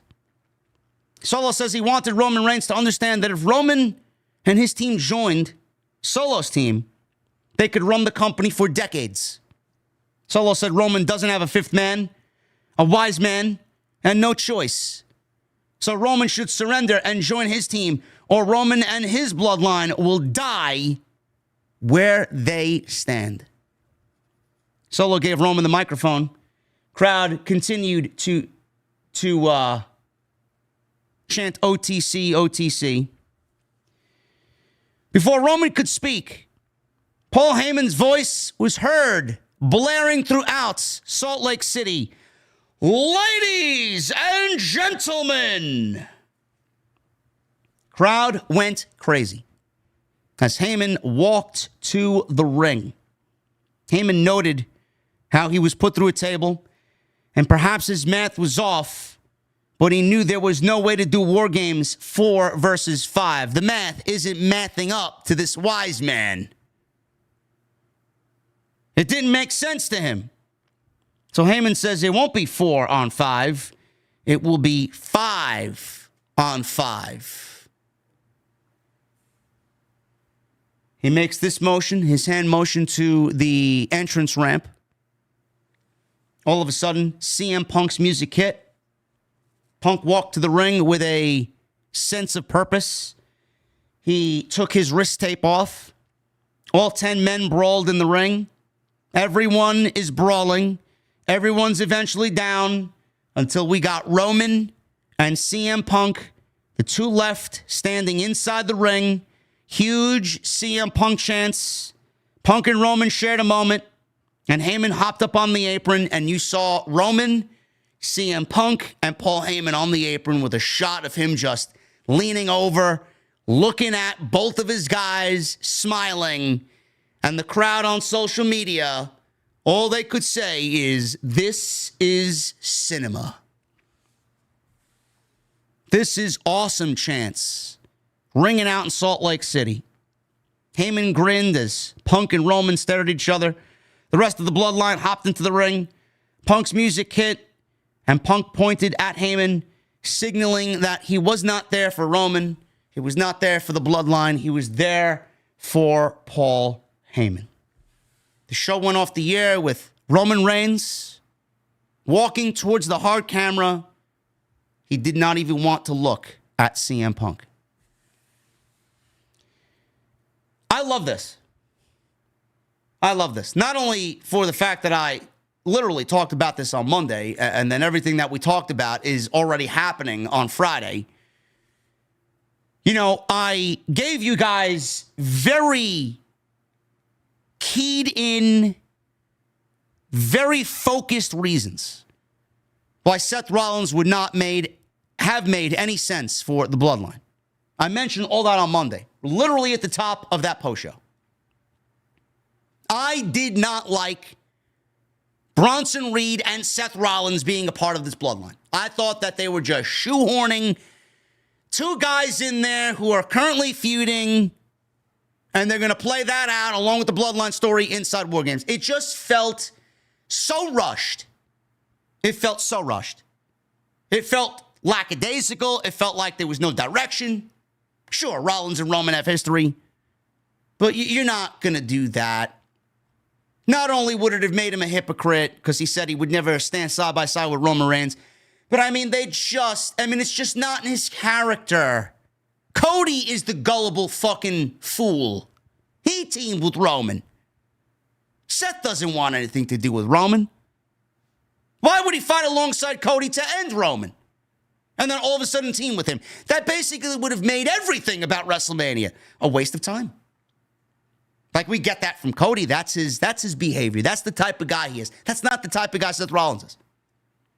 So I whined about that. I bitched and complained about that is not the right move to make creatively. Bronson Reed, I can live with. He's Samoan. I mean, just look at the fucking dude. Look at him. He fits like a fucking, a perfect puzzle piece in the Bloodline. And him standing side by side with Jacob Fatu. Oh my goodness. Looks fucking great. And we're all happy for him because he's fucking killed it the last 4 months. Now he's in the main event of Survivor Series. Where was this guy when he first got back to WWE? Everybody was wondering, oh man, Bronson Reed's going to be another failure. No, he ain't. The assassination of Roman Reigns last week, this time, today, this week, standing side by side with all the Bloodline and now CM Punk and is in the main event of War Games. Everybody's happy for Bronson Reed. I gave you guys a list of names. Braun Strowman, Braun Breaker, LA Knight, Seth Rollins, Brock Lesnar, CM Punk. It was a very small list of people. Most of those names did not make any sense. There were only 2 names that made any sense whatsoever. Lesnar, because of his Paul Heyman ties, that wasn't going to happen because of the current situation with the Vince McMahon lawsuit. The only name left by default would be CM Punk. That was it. His tie-in to being a Paul Heyman guy. His tie-in to the June 21st promo in Chicago with Paul Heyman and CM Punk, where Solo Sikoa threatened CM Punk on that very show. The same show that Paul Heyman told CM Punk, please take me with you. I need a favor of you. And Paul Heyman asked CM Punk this, and Paul Heyman was granted this favor. CM Punk said yes. So it all goes back to that. You want to go back even further. CM Punk, in his second or third promo, mentioned he's not here to make friends. He's here to make money. And he's here to win championships. And he's here to get his WrestleMania moment that he had taken away from him by The Rock. And one of the names he mentioned was Roman Reigns. I'm here because I am going to make money. And I want what's coming to me. Roman Reigns is obviously one of those names, which they teased tonight. This is all setting up possible storyline implications for 2025. You're going to look back at this come June, this coming year in 2025, you're going to look back at this and say, man, why does Punk and Reigns make sense now? Just look back at this moment. Look back at Survivor Series. This is planting seeds for Punk and Rollins for the reasons that I've already mentioned last week, the reasons that I mentioned on this show tonight. Rollins is not going to be happy that he was usurped by CM Punk. He's not going to be happy that CM Punk is throwing his weight around and CM Punk is acting bigger and better than Rollins is because Rollins doesn't think Punk should be back. Rollins doesn't want Punk back in the WWE. He doesn't belong here. He's a liar. He's a bullshit artist. He's going to find issue with Punk teaming with Roman because Rollins stood his own ground and would have never teamed with Roman. That's only going to anger him more. So that's playing into their WrestleMania match. The seeds have already been planted for Roman and CM Punk. We don't know what Paul Heyman is thinking. We don't know what Paul Heyman's going to be thinking a month from now, 3 months from now, 6 months from now. We don't know. CM Punk has already said, I'm doing this for Paul Heyman. I'm not doing this for you. So where does Paul Heyman lie? That's the story. Is Paul Heyman going to continue to be Roman's wise man? Or is Paul Heyman going to continue to be a CM Punk guy? That's the story. That's what's going to bring them together for their feud going into the summer of Punk 25, because that's what's going to happen. I think you got multiple stories playing out here, and WWE planted one huge fucking tease for Punk and Roman in 2025. Punk included in this match makes all the sense in the world. All the sense in the world. Just based off his ties to Paul Heyman. Based off the fact that Paul Heyman was put out by Solo Sikoa. Based on the fact that Paul Heyman asked CM Punk for a favor before that even happened. Take me with you. Who do you think Paul Heyman was in communication with during his hiatus since Madison Square Garden? CM Punk. CM Punk makes all the sense in the world because of Paul Heyman. He has nothing to do with the bloodline. In fact, he does have a lot to do with Roman, because back in the day, it was CM Punk who was responsible for the Shield. Let's be real. And then you want to add the June 21st episode of SmackDown this year, add the Paul Heyman tie-in. Roman has every reason to be in this match. He makes all the sense in the world to be in this match. I think this is great. Why didn't they announce it at Survivor Series? I already told you in the beginning of the show. If you guys are just joining me now, the reason why they didn't wait and have CM Punk come out at War Games during the War Games match is because that would have taken priority over everything else happening in that match. Everybody would have been waiting for that fifth man on Roman's team. Who is it? Who is it? Who is it? Now you announce it. Get it out there. You know who it is. Paul Heyman's back. Now we carry on the match as it is to be, the way it needs to be. No surprises, no guessing, no everybody waiting with bated breath who's coming out of the curtain, not paying attention to what the other 9 guys are doing in that ring. Now you can focus on the match because all the pieces to the match are there. Everything's laid out. The plans are in motion. It's all set. Nothing will be a distraction now. Now it's 5-on-5, 2 steel cages. Paul Heyman's back. Bronson Reed, CM Punk, Roman Reigns, Bloodline. Who is the real Bloodline? Who's going to take control of the family? It's all there. No more. Who's the fifth man? You wait till Survivor Series. Fifth man, fifth man, fifth man. Everything else is going to be inferior to the fifth man. I thought what they did was fantastic here. Absolutely fantastic. Show went off the way in the biggest way possible. And Survivor Series is shaping up to be a fucking banger. Thank you guys very much for all your support. Appreciate you guys hanging out with me. We had 3,100 in here for a Friday night SmackDown, man. When SmackDown hits, it hits.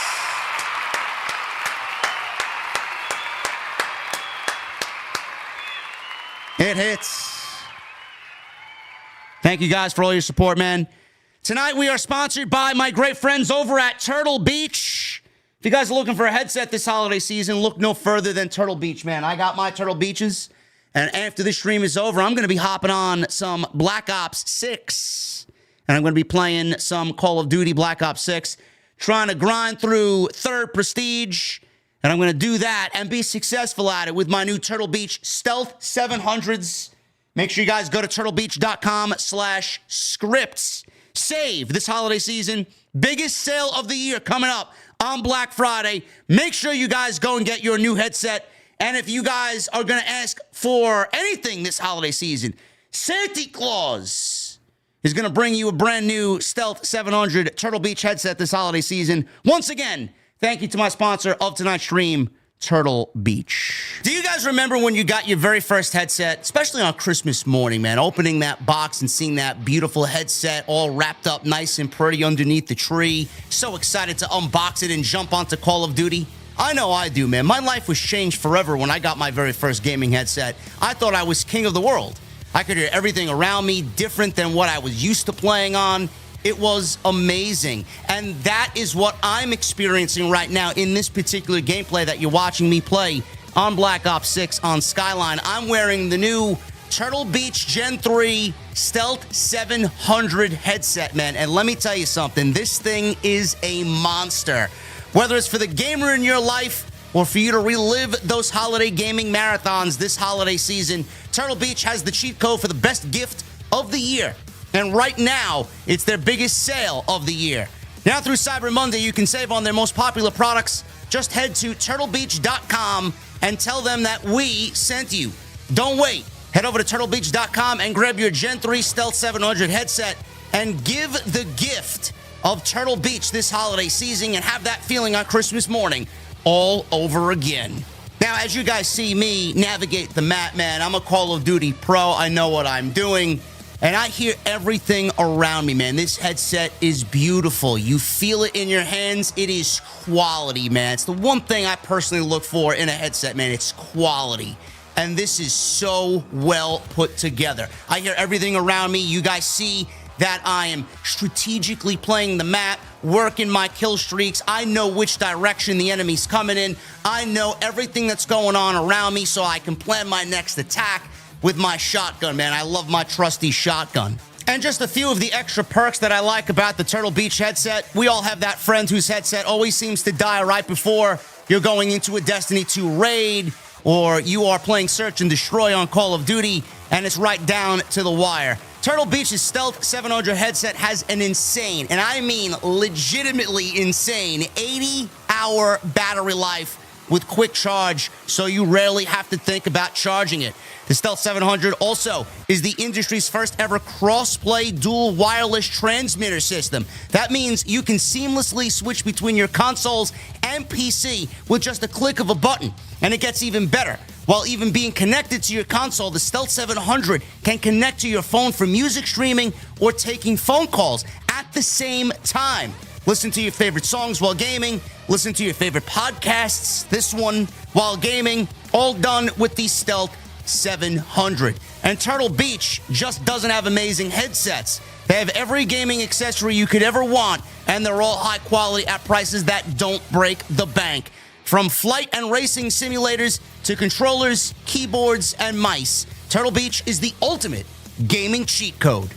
So get the ultimate gaming experience with Turtle Beach today. For a limited time only, head to turtlebeach.com and use that code SCRIPT. Once again, turtlebeach.com. Use that code SCRIPT to get access to their site-wide holiday sale. After you purchase, they'll ask you where you heard about them, and you guys can mention JD from NY right here on Off the Script. So please support our show and tell them that we sent you. Save big and don't delay. Happy holidays from Turtle Beach.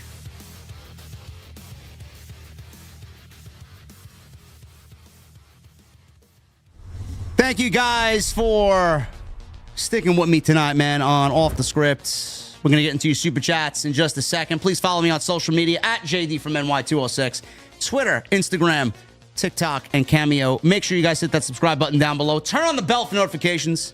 Go check out all the great content that this channel provides, all on the homepage for you. I got a second channel, link down below, JD from NY Shorts. We just hit 7,000 subscribers over there today. We just uploaded the great piece from the Dynamite Post where Jesse and I went off on the Costco guys. Double chocolate chunk cookies. Go check it out. Continue to hit that thumbs up, guys. We are 40 likes away from 1,000. Go and do that for me, man. And if you guys are watching after the fact, have made it to this point, leave me a comment, man. It could be anything. Let me know your favorite type of cookie. Let me know what you think of CM Punk in War Games. Leave me your favorite emoji. Let me know what your favorite gun is in Black Ops 6. It doesn't matter, man. I read it all. So let me know. Super chats are open. Get them on in. We're going to start with my guy Apex Calibre with a 199. Cody is a gaslighting heel. KO is right. Yes, he is. Cody Rhodes is to blame for everything. Absolutely. Michelle Moran with a $2 super chat. That promo with Cody and KO was so good. It was electric.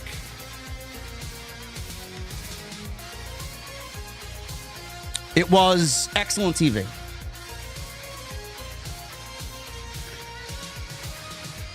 Can anybody in the chat guess JD's favorite cookie? I'm a very simple man. Timmy No Turner with a $1.99. Can we turn Daffy Rhodes heel already? Bro, just close your eyes. I promise you, you see a heel. Apex with a $1.99. JD, you son of a bitch. You called it. I know I did, brother.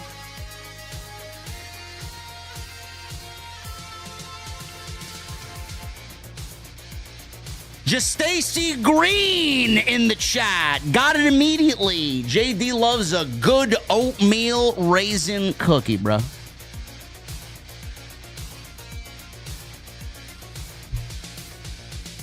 Those snickerdoodles are fucking great as well, man.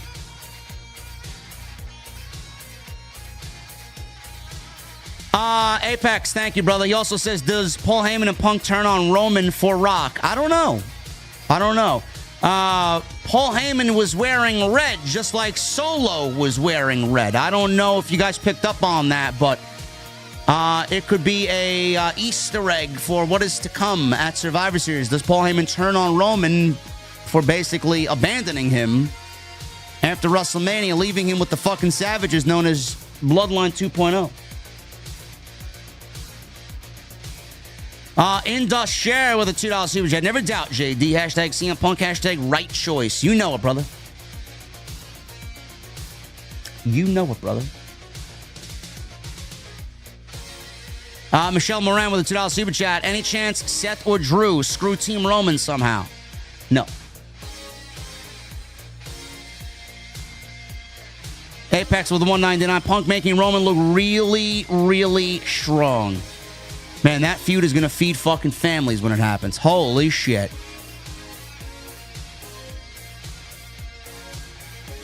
Gangrene David with a $5 super chat. One company uses great storytelling to build their pay-per-views, while the other uses the double chocolate chunk cookies. Survivor Series is going to be fun. Best in the world, Matt, with a $5 super chat. Jesse's face from Wednesday night when being introduced to the Costco guys will forever be in my memory. LOL. AEW blows double chocolate chunk cookies. Fucking awful, man.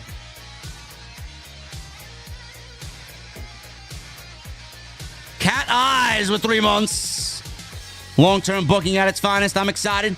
Hats off to you again. The best of the best, JD. If you don't know, now you know. OTS for life. Love it. Thank you, Cat Eyes. Lauren with a $5 super chat. Punk as the fifth man. We saw it coming. You called it, JD. Best part of SmackDown was the Owens Rhodes segment. They should give KO a title run.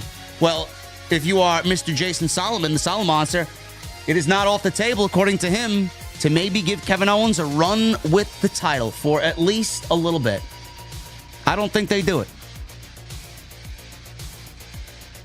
Michelle with a $2 super chat. Do we now get the slow heel turn of Seth Rollins? Yes.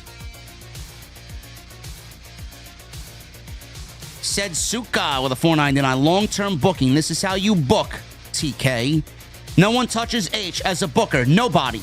Just look at the hype levels of pay-per-views a week apart between Survivor Series and Full Gear. Not even close. The Full Gear build may be the worst build in AEW history. It may be the worst build that they've ever done. And they should be ashamed of themselves. Honestly. Sidro with a $5 super chat. $5 super chat, he says, was so cold last night, my computer froze. Must have left too many windows open.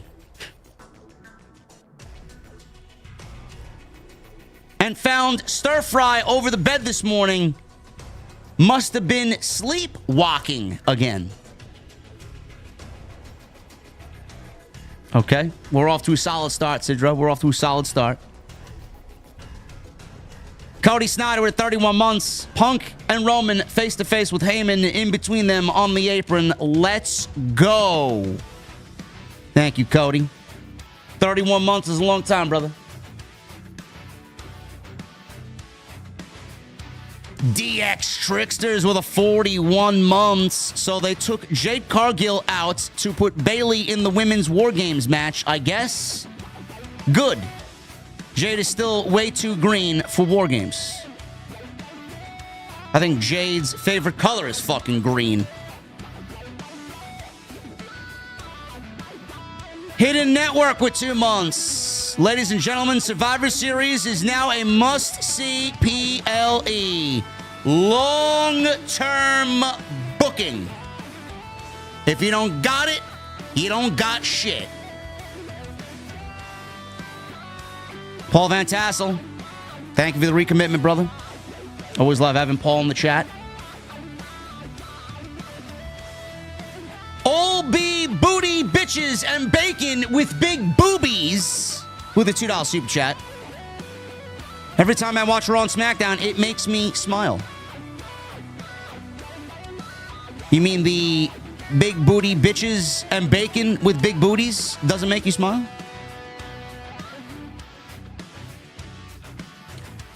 Teresa...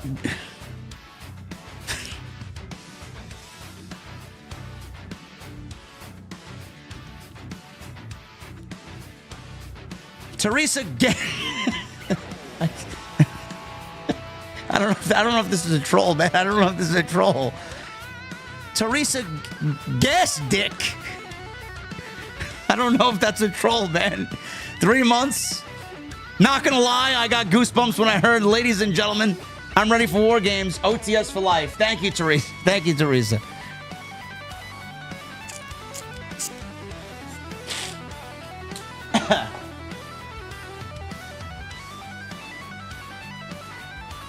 Gastick. Teresa Gastick. Thank you, Teresa. Furious Nation with a $9.99. What's up, JD? Solid SmackDown tonight, and you called it with Punk being the 5th man for War Games. 100% spot on. My excitement for War Games is definitely up. It all makes sense. Yes. Thank you, Furious. Yes, I know, brother. It all makes sense. Don't let anybody tell you otherwise, man. I see the AEW sickos are already riled up, man. Not my fault your fucking company can't write a fucking show cohesively with logic. Don't blame it on us over here, man. Triple M. $5 Super Chat. Meant to run Vespers with you, but was stuck in a 2.5-hour raid. I lost faith in LFG. Let me know when you want to run it. I'll be on, I think I'll be on after this stream is over, bro. I don't know what you're going to be doing. Sidro with a $2 Super Chat. Paul paid tribute to Paul Bearer with the black and red. Did he?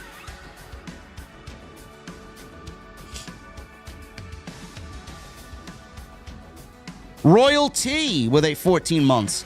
JD, can't lie, you make me look like a genius when I'm talking pro wrestling. Convince Chi-Town to convert. AEW died another death tonight. OTS for life. Did anybody watch Rampage? I'm assuming no. I'm assuming nobody watched Rampage. The weigh-in with AJ, Big Boom, and Big Justice. And QT Marshall. Why do they announce his name like that? QT Marshall. Furious Nation with the 9.99. And also, JD, you bring the boom! Unlike Big Boom AJ. I rolled laughing watching you and Jesse roasting the Costco guys on the Dynamite Post Show from Wednesday. OTS #1 and always #1.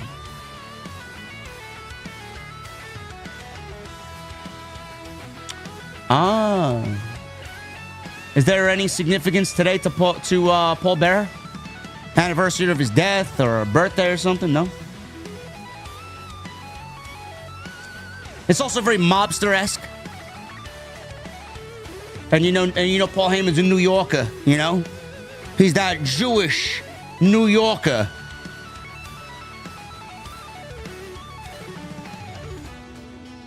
The Joker's voice with a $5 super chat. Hail JD and OTS, you called it. I mentioned you on my channel and met with doubters. Cracking open a bottle of Jameson, best in the IWC period. Joker, let them doubt, bro. Let them all doubt. I love when I'm doubted, man. I always prove people wrong. Best in the world, Matt. Thank you, brother, for the $100 super chat. Love it. Oh, yes.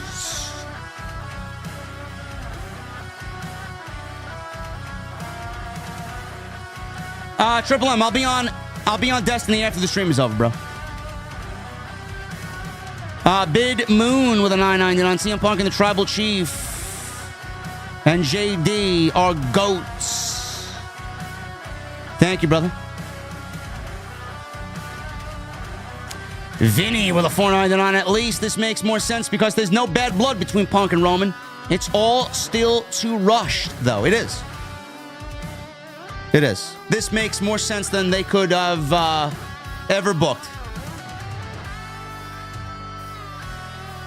Jason Correa with a $9.99. Hey, JD, my friend said it was going to be Seth, and he felt my stupidest right now, being he does not like your rants on Raw and SmackDown, but I love off the script. Well, tell your friend, Jason, that he's a stupid idiot, and he should listen to the show more because we usually cook on the show.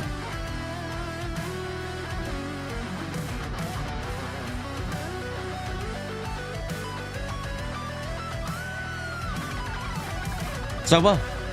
Paul Heyman's Jewish. He's not Italian. So what? That doesn't mean he can't wear the mobster colors. He's fucking New York. He's from New Rochelle. Apex with a $1.99. Remember, Tony chose Perry and Bucks over Punk. Well, Tony's a fucking half-witted idiot, so. JT Kim with a $50 bomb, and he does not leave a single fucking message. I don't know. Alcora, strangely. Nice to see you back in the chat, brother. JD, it's my brother RJ's 14th birthday today. I can't get him to realize that AEW is slipping. He's a diehard fan of this Orange Cassidy storyline and refuses to give the E a chance since Triple H took over. Help him out, please. Alcora, brother, I wish I could, man. You can't change those sickos, bro. You can't do it. They all have the same disease, man. Your brother is... First of all, happy birthday to your brother, 14 years. But they all have one brain, bro. They all have one thing in common. They cannot take accountability at all, and they can't take criticism. They don't want to hear it, man. They do. They walk through the entire IWC with their fingers in their ears. La, la, la, la, la, la, la, la. I don't want to hear you, man. AEW is great. Tony Khan is great. No, I know it's not true. No. That's them. That's them. More along the lines of, No, don't listen to JD from New York. He don't know what he's talking about, man. Oh, man, this Taco Bell is so delicious.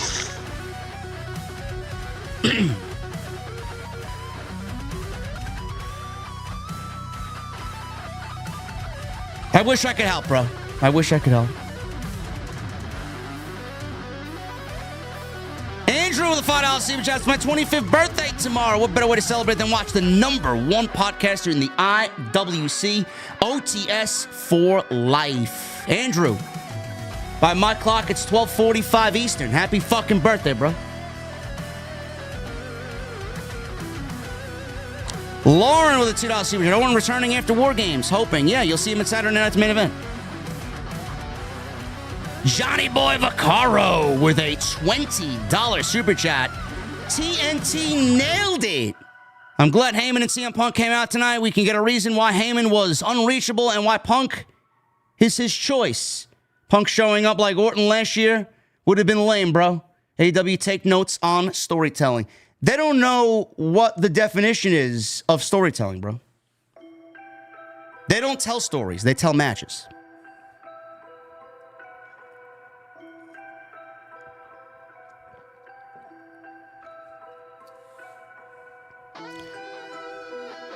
El Mase with a $10 super chat. JD, do you like double chocolate chunk cookies? No, I don't. If I'm getting a cookie, I'm getting it from the Italian bakery, man, not fucking Costco. My Corona with a $1.99. JD is like the Dennis Leary of wrestling fandom. I think Dennis Leary is pretty funny, man. Thank you. Lauren with a 2. We're definitely getting a Punk versus Roman match in 2025. Oh, you better fucking believe we are.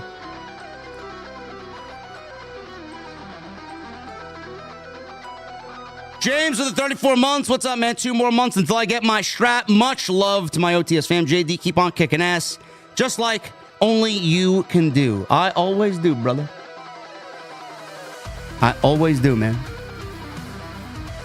King Mo Jackson with a $4.99. Greatest tag team of all time. JD and Solo. You are the technician. And Solo is the powerhouse. OTS for life. We're both powerhouses in our own right, man. But I would say Jason's more of the technician, you know? Sidro with a $2 super chat. Punk versus Rock versus Roman. WrestleMania 41 fantasy booking. Nah. Punk Rollins. Johnny Boy Vaccaro with a $10 super chat. Did you observe Kevin's facial expressions during Cody's promo? I felt like KO was raw tweener emotion. KO was not the bad guy. This segment emotionally hooked me for the next Cody versus KO match. Yes, it looked like he was going to cry. It looked like Cody's words were affecting him greatly.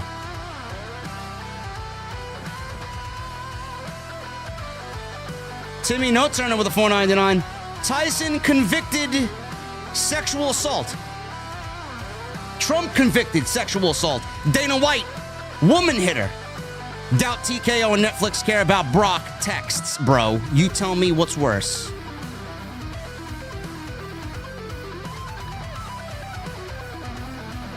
Yeah, but which one's fresher in the minds of people, bro? Trump is the president of the United States. Clearly, people didn't give a shit enough to vote him out. Mike Tyson was just in the biggest boxing match of all time. And Dana White, who gives a shit? Brock ain't coming back. Not yet, anyway. Sidro with a $2 super chat. Charbot and Andrade as U.S. champs. Power couple. You know, it's not even a joke. I could absolutely see that happening.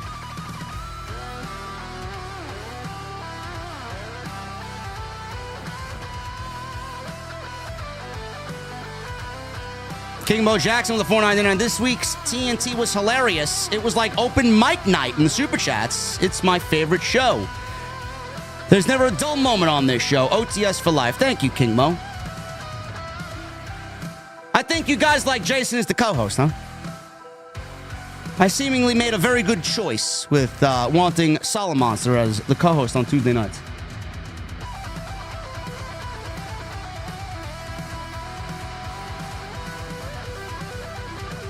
Johnny Boy Vaccaro, $10 super chat. Tonight is day 1 of Jade and Bianca's breakup. Bianca blames Bayley for the attack. In the end, Bianca will blame Jade for her loss in the U.S. title tournament and eventually loss of tag team titles. Yes, yes, yes. All that. Kicking it with Ross. What's up, man? Shut the music down for a second. Ross, thoughts and prayers out to you and the family, man. I know I saw your tweet about you losing your fur baby, bro. Anytime I see shit like that, man, it just hits a little different. You know, you guys know my situation with Bacardi. That shit still bothers me. She's been gone for several months now. So if you guys see Ross in the chat or if you guys see him floating around on X, send him your thoughts and prayers, man. That shit does not get any easier as it goes on, man. Seriously. I got 4 kittens upstairs, and they are leaving me on Sunday. All 3 of them. And I've grown very attached to them, and it's going to be tough seeing them go. So I did a good thing. And it never gets easier, man. Never gets easier. So shout out to Ross, and thoughts, love, and prayers to him and anybody that loses their fur babies, man. They are absolutely part of the family, and don't let anybody tell you otherwise. Johnny Boy, thank you, brother. BB with a $5 super chat. Is it too early to say that WWE is handling CM Punk better than all elderly wrestling did, despite no title reign so far? Absolutely. Because there's creative vision in one company and there's no vision in the other. Lynch, $1.99. That's crazy how CM Punk joins the Bloodline. What's so crazy about it? Paul Heyman in June claimed that CM Punk was his best friend. Trey Lindsay with 7 months. 7 months in this beautiful VIP lounge with the finest drinks in the world. Loving the Black Ops 6 Twitch streams. Hopefully they continue. They will continue as long as I have any time free to myself, bro. Thank you. King Mo with a $1.99. AEW excruciating wrestling. Oh, man. Why don't you tell your 14-year-old brother that, bro? Johnny Boy Vaccaro with a $10 super chat. Thank you, Johnny, for all the generosity tonight. Maybe Gargano was the snake to the Motor City Machine Guns, who get pushed down twice like a kid. Johnny is not a pushover. Build trust to only turn on Motor City Machine Guns and plot twist with Tommaso Ciampa. Maybe. I think Johnny's going to lower himself to Tommaso Ciampa and what he's doing, man. The vision's going to be the same between both of them. Lisa with a $5 super chat. Great show tonight. I have a feeling we're going to get KO over Sammy at WrestleMania. I can't imagine being too happy with who Sammy is teaming with. I could see it. I could see it.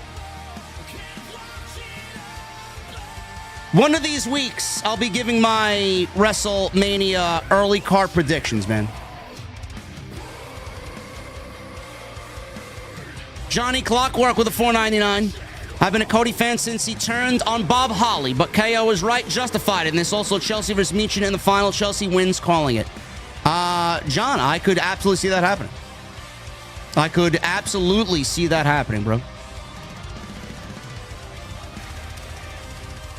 Nax, what's up, brother? $5 super chat. Hear me out. Cody goes heel eventually on Netflix. He dyes his hair black and gets a black-haired dog, same breed as Pharaoh. Could you imagine? LOL. Yes, I could. That would be fucking great.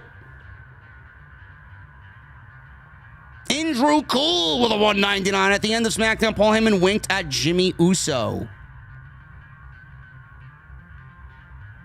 I don't know where all these situations are. Winking and cell phones sneakily being taken out of the pocket and thrown on the couch. I don't know. A lot of Easter eggs. $1.99 by John Clockwork. Gargano chooses Ciampa and goes heel. Profits 2. Will Chisholm with a 2. Roman says he's my wise man, and Punk said we'll see. Well, one thing is for sure, we're going to get damn good television with Punk and Roman on the same screen. Apex. $1.99. JD Reed Carmelo's latest tweet from 11:25 p.m. Let's see. What does it say?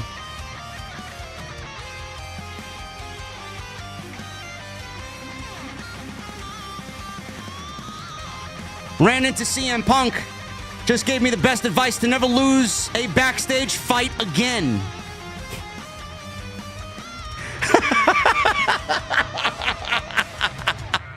Oh, my goodness, man.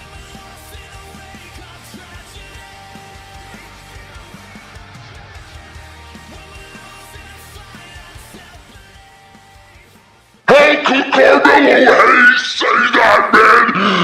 I hate WWE, man. Triple H.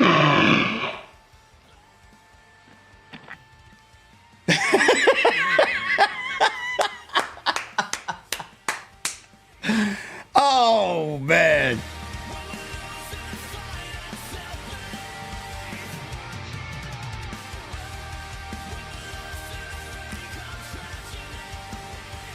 Snowman Con with a 279. You got to hear the Christmas song by the Costco guys. I really don't want to.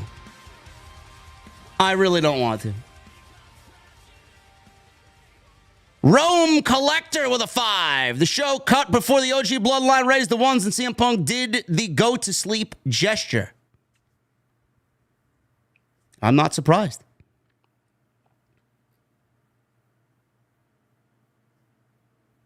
Savvy Seed.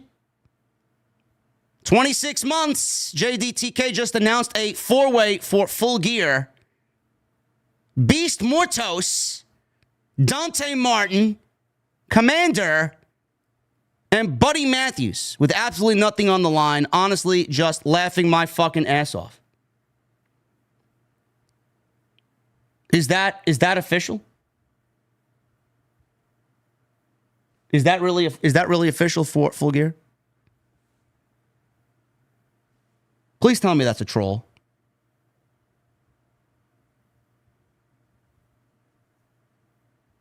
I thought the Beast Mortal. I thought Frank the Attorney was hurt. No? I know what match I'm using as my bathroom break. The Abyss 86 with a 499. How did we end up right back to where we were at the end of Cody's AEW run? Cody being a heel disguised as a face with people wanting him to turn heel. Bro, there's nobody that wants him to turn heel in that audience. Everybody loves Cody. Everybody loves Cody, man. Clone Force with a 499.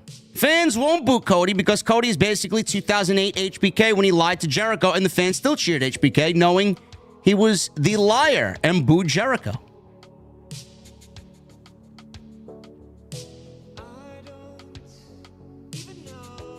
I wonder how much of that story is an influence on this one. There's similarities there, no? Oh, zero hour. Oh, okay. So I have to watch 0 of it to care. Good.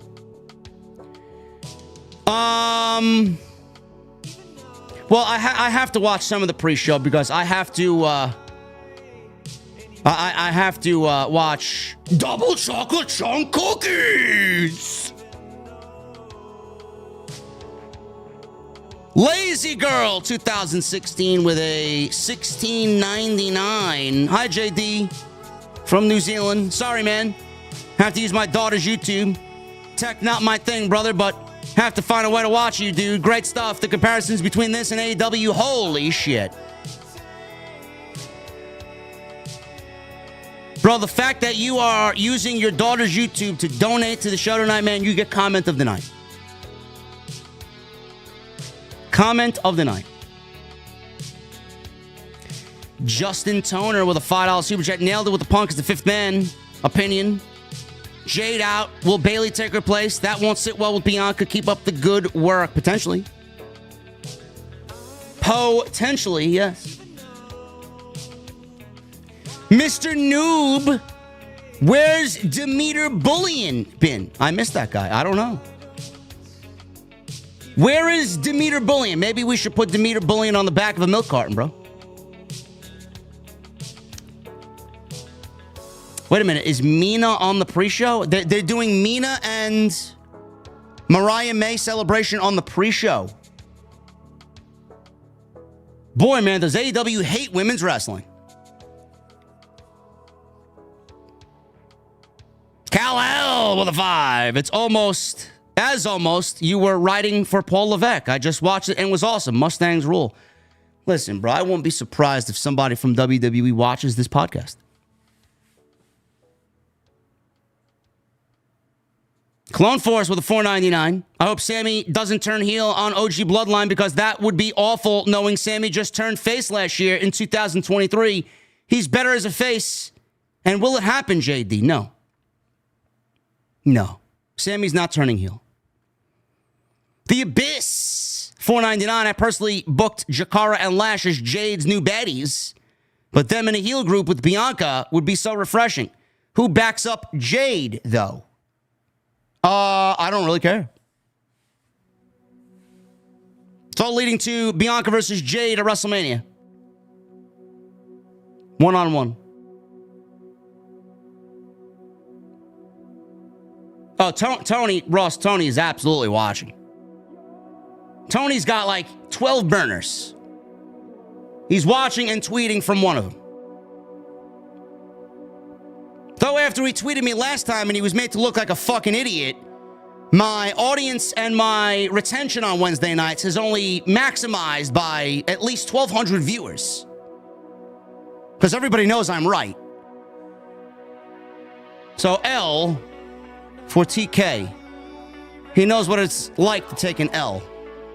Let's look at the Jaguars. Major with the $4.99. Does LA Knight need more credible opponents? When he's in the ring, he feels so much bigger than anybody in the entire mid-card scene on SmackDown. Yes. That's why they're throwing Nakamura at him. I've been saying, let's move Chad Gable over to Friday nights. Brandon Watson with a $1.99. Can you say we bring the boom?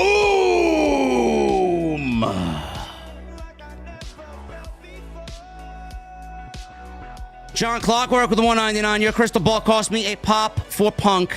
You motherfucker. Don't hate the player, bro. Hate the game.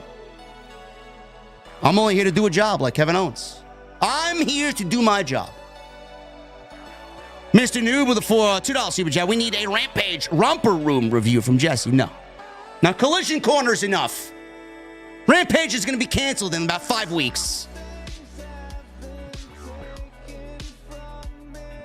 Tony Khan Slong with a $5 super chat. Can we get a powerhouse?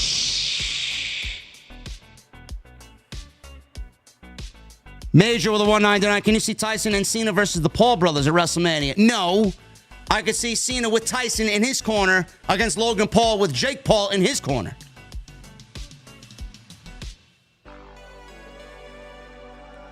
Tony Khan Slong with a $4.99. CM Punky Wonky Tunky Yunky Pal. Say hey, dun dun dun dun dun Hollywood Pal City. Hey, Hollywood Pal City.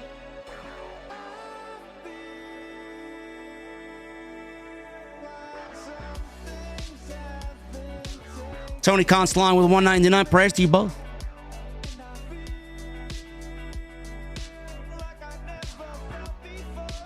Christian with a 5 and 5. How did a New Yorker become a Braves fan? Why do I have to mold myself to the normies in New York City and root for the hometown team? I hate New York. Do you think Seth would attack Punk and take over the 5th spot just because Punk took it over and take his spot to start their feud? No. Under no circumstances will Rollins team with Reigns. No. Not going to happen. Major with a $1.99. I'm looking forward to Beast Mortos. Hey, Commander. Oh, Dante Martin's gonna be on the show, but I miss Hologram. He's so great. I love the luchadors, and I think Tony Khan is a genius.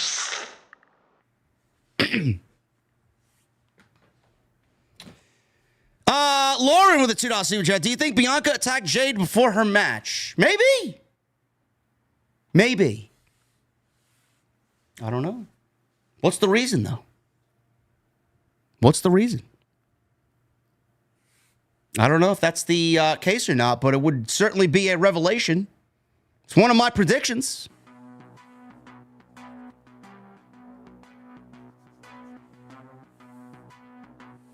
Anyway, guys.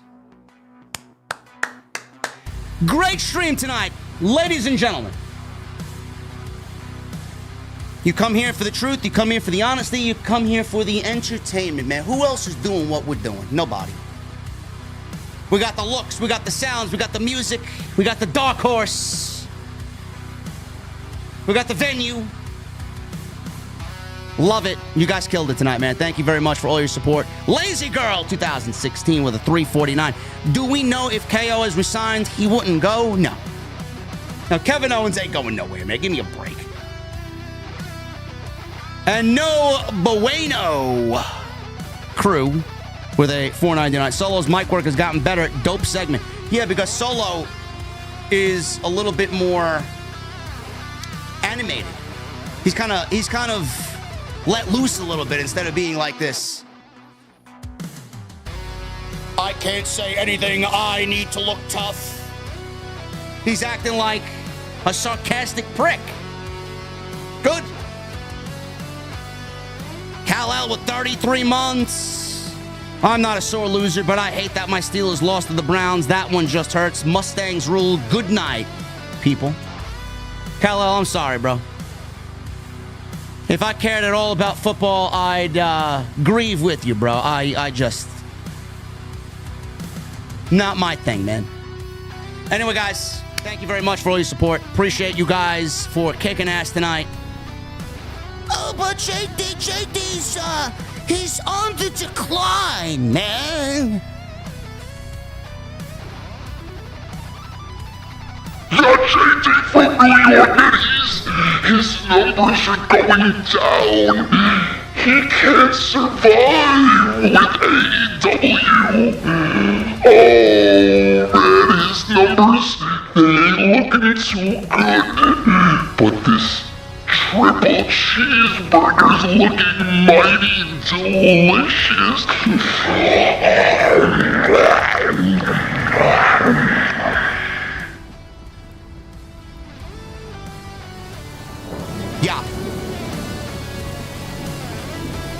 Yeah, that's the voice of an AEW sicko. They're all fat slobs with no fucking brain. They all share the same brain, bro. Guys, thank you for a great stream. Follow me on social media at JD from NY206, Twitter, Instagram, TikTok, Cameo. Hit that subscribe button down below. Turn on the bell for notifications. Go check out the second channel, JD from NY Shorts. Continue to hit that thumbs up, as always. You'll see me tomorrow night live. Full gear. Double chocolate chunk cookie.